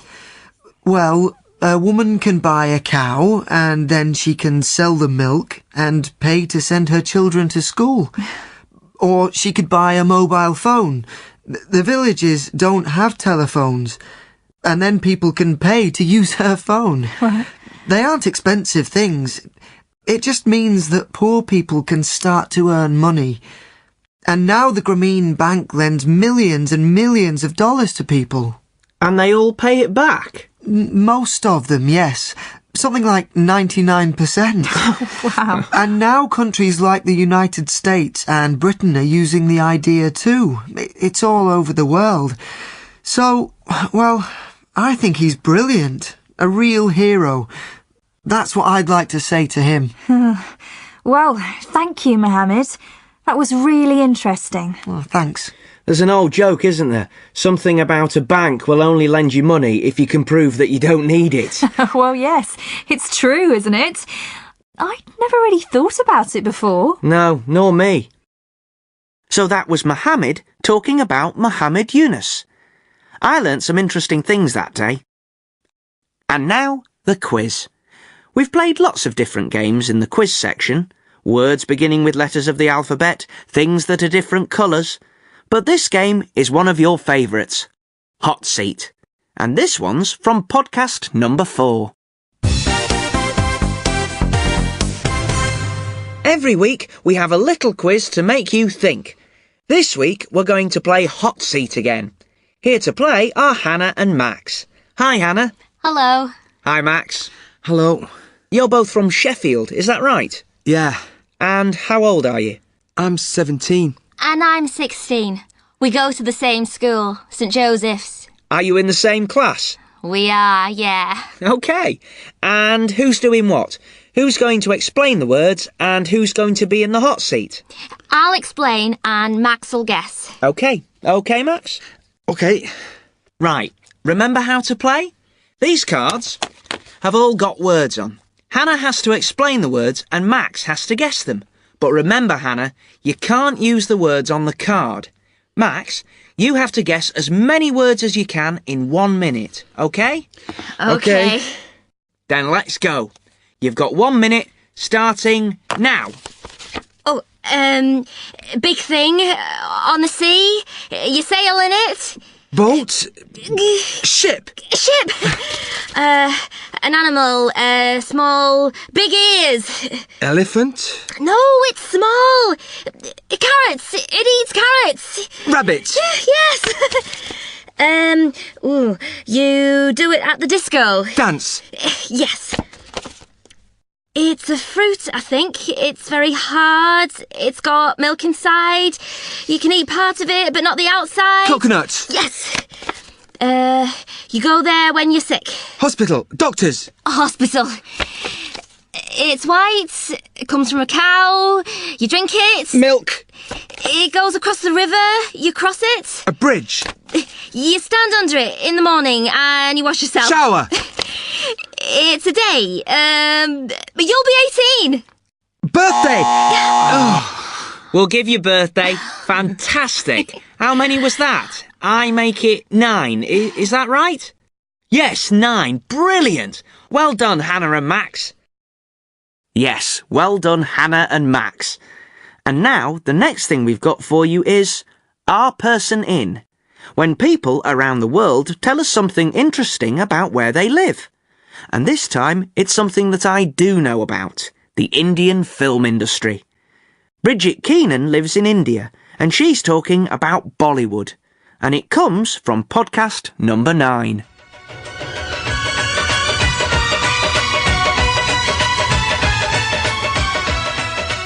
India is a nation of cinema lovers. Almost 40 million people go to the cinema each month, and India produces almost twice as many films each year as the USA. The Indian film industry is known as Bollywood, and you never feel like you are far from its influence. In cities, giant hand-painted images of Bollywood stars look down at the passing traffic, and in parts of India, film stars have used their popularity to start careers as politicians. Bollywood films are quite different to Hollywood films. Although the plots can be similar, the Indian films feature a lot more singing and dancing. There are usually 6 songs and at least 2 huge dance scenes. In fact, the stories are often very predictable and always have a happy ending. But that doesn't stop people going to see them. And going to see films is a special experience too, much noisier and livelier than British cinemas. The crowd will cheer on the hero through all the action scenes, whistle through the songs, and offer advice and support throughout the film. The audience can be as much fun as the film. That audience seems to be almost everyone in India. from the very old to the very young. In the countryside, there are touring cinemas, a lorry travelling with all the equipment to make a temporary cinema in a village for one night before moving on to the next place. It's a love of cinema shared by the whole huge country, unlike anywhere else in the world.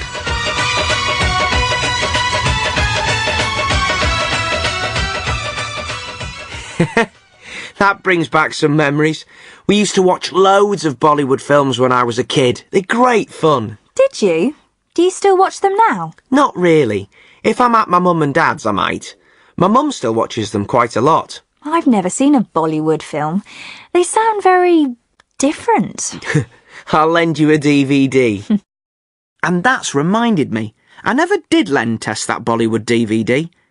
Something to remember next time I see her. Now, a lot of you enjoy the next section, Your Turn. And a lot of you wrote to tell us what you think about all the questions we talked about in this series. But now, let's listen to Your Turn from podcast number 6. Now it's time for Your Turn. Your Turn is when we go out in the street to find out what people think.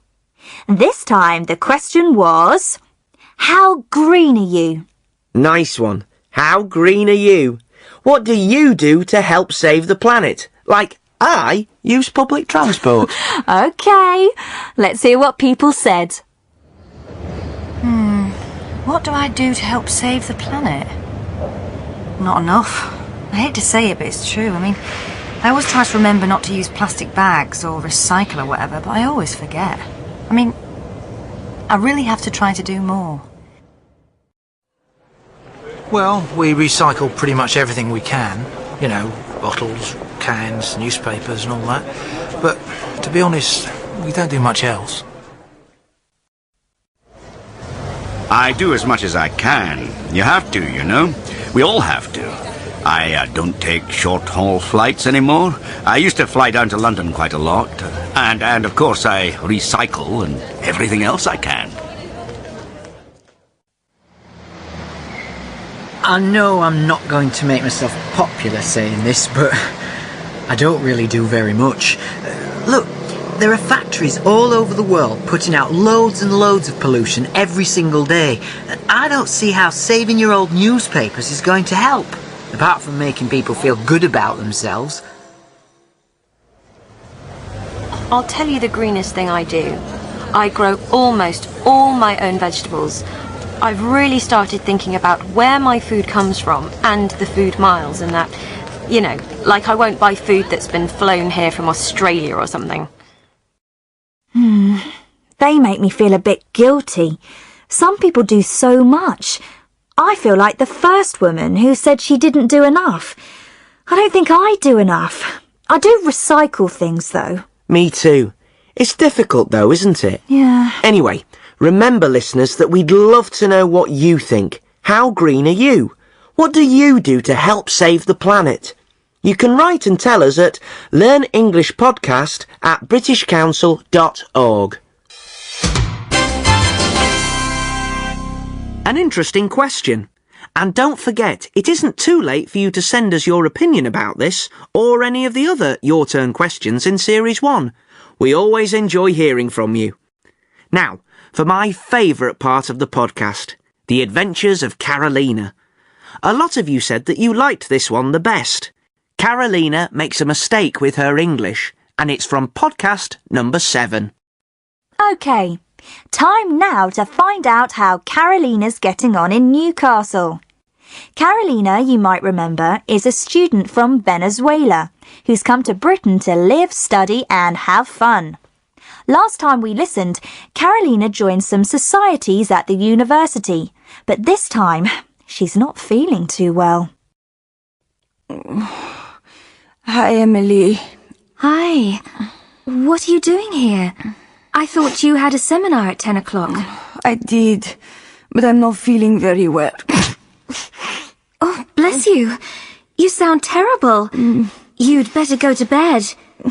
Did you tell your tutor that you were ill? No, I was early. He wasn't there. But I left a note on the door. I said I was sorry, but I was very constipated. Constipated? Why did you tell him you were constipated? Well, because I am. See? I can't stop sneezing. You don't sneeze when you're constipated. Constipated means that you can't go to the toilet. You know, you're blocked. You know, you try, but you can't. Well, you know. Oh, no. I was thinking in Spanish. In Spanish, we say, I'm constipada. Well, in English, it's a cold. You say, I've got a cold. A bad cold. I knew that. I've got a cold. Oh, what a stupid mistake. It's because I'm ill. My head feels like it's full of, I don't know, cake. Cake? And I left a note on the door. Oh, everyone's going to laugh at me. No, they won't. Don't be silly.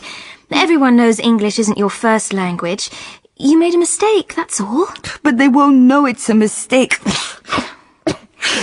They'll think I wanted to tell everyone that I was constipated, that I couldn't go to the toilet. I want to go home to Venezuela. Look, it's not 10 o'clock yet. I'll go to the room and take the note off the door and explain to... Who? Professor Grogan. Room 102. It'll be too late. And you can go to the chemist's and get yourself something to take. Then come back here and go to bed.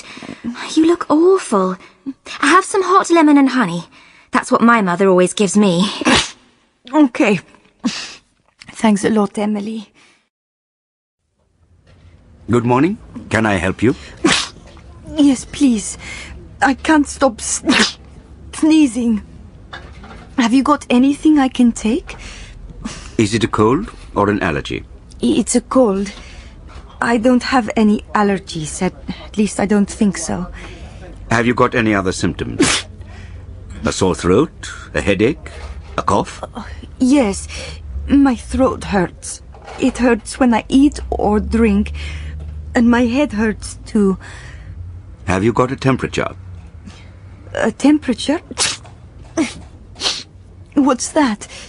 I'm sorry, my English is terrible today. You know, have you got a high temperature? Do you feel hot? Is your face hot? You mean a fever? Yes, I think so.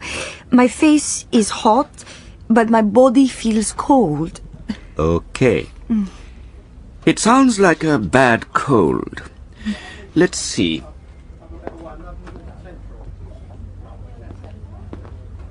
This should help. Are you allergic to any medicines? No, I'm not. No. How often do I have to take it? 2 spoonfuls, 4 times a day. The instructions are on the bottle. Don't take it if you're driving. It might make you sleepy. That's okay. I just want to go to bed. Should I take anything else? Vitamin C will help. Here you are. Take one of these 3 times a day. And drink plenty of water.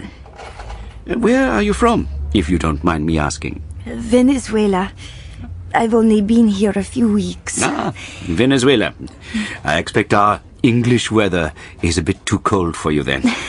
Spend the rest of the day in bed and keep warm. You'll feel a lot better tomorrow. I hope so. If you still feel terrible in 2 or 3 days, then you should go and see a doctor. Thank you very much. And how much is that for the medicines? Oh, poor Carolina. It's terrible when you feel ill in a foreign country. I am constipated. Oh, stop it, Ravi. Yeah, you're right. It is quite funny, though. And she got some medicine, so I'm sure she's okay. Yeah. I'm constipated. I thought that was really funny when I first heard it, and it still makes me laugh now. Poor Carolina. Her English is usually so good.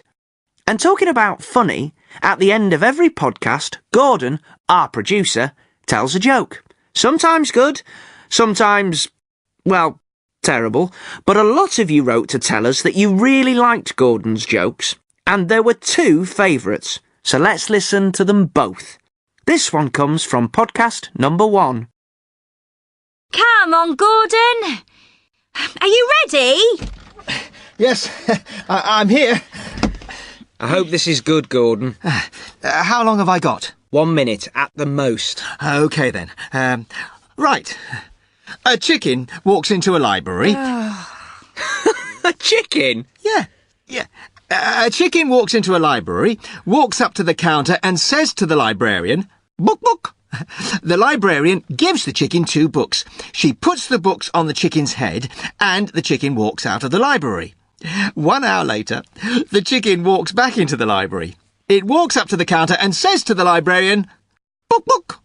The librarian gives the chicken 2 books and the chicken walks out of the library. An hour later, this happens again. Book, book. And the chicken walks out of the library with 2 books on its head. But this time, the librarian thinks, this is strange. So she decides to follow the chicken. She goes out of the library and follows the chicken. The chicken crosses the road, walks along the street, turns the corner until it comes to the lake. Sitting by the lake is a big fat frog. The chicken gives the books to the frog, and the frog looks at them and says, "Read it. Read it." Oh, Gordon! That's terrible! Don't worry about Tess. She always says Gordon's jokes are terrible. And here's your other favourite. It's from podcast number 2. OK then, Gordon. Let's hear your joke for today. OK. It's a camping joke. Tess, you'll love it. Come on then. Well, Sherlock Holmes and Dr. Watson are on a camping trip in the countryside. Late at night, Holmes and Watson are lying on their backs, looking up at all the stars in the sky. Sherlock Holmes says, "Dr. Watson, look at all the stars and tell me what important question we have to ask." Dr. Watson says, "Well, OK. There are millions and millions of stars in the sky. No one knows exactly how many. There are planets out there that no one has seen with a telescope. Maybe there is a planet somewhere that is just like Earth. I think the question we have to ask is there life in another part of our universe?" And Sherlock Holmes says, "Watson, you idiot. The question we have to ask is, where is our tent?" That's quite good, actually, Gordon. Not bad. I think that's my favourite, actually. And I hope you liked it too. Well, that's all for today. Usually, Tom the teacher comes along to talk about the language that you've heard, but this podcast is a little bit different. I hope you've enjoyed our Learn English Elementary podcast Greatest Hits, and I hope you'll go back and listen to more of them again. You can go to the previous podcast section on the website and listen to any of them. And you can hear Tom the teacher's comments and advice there. So that's all from me. See you next time in Series 2. Bye!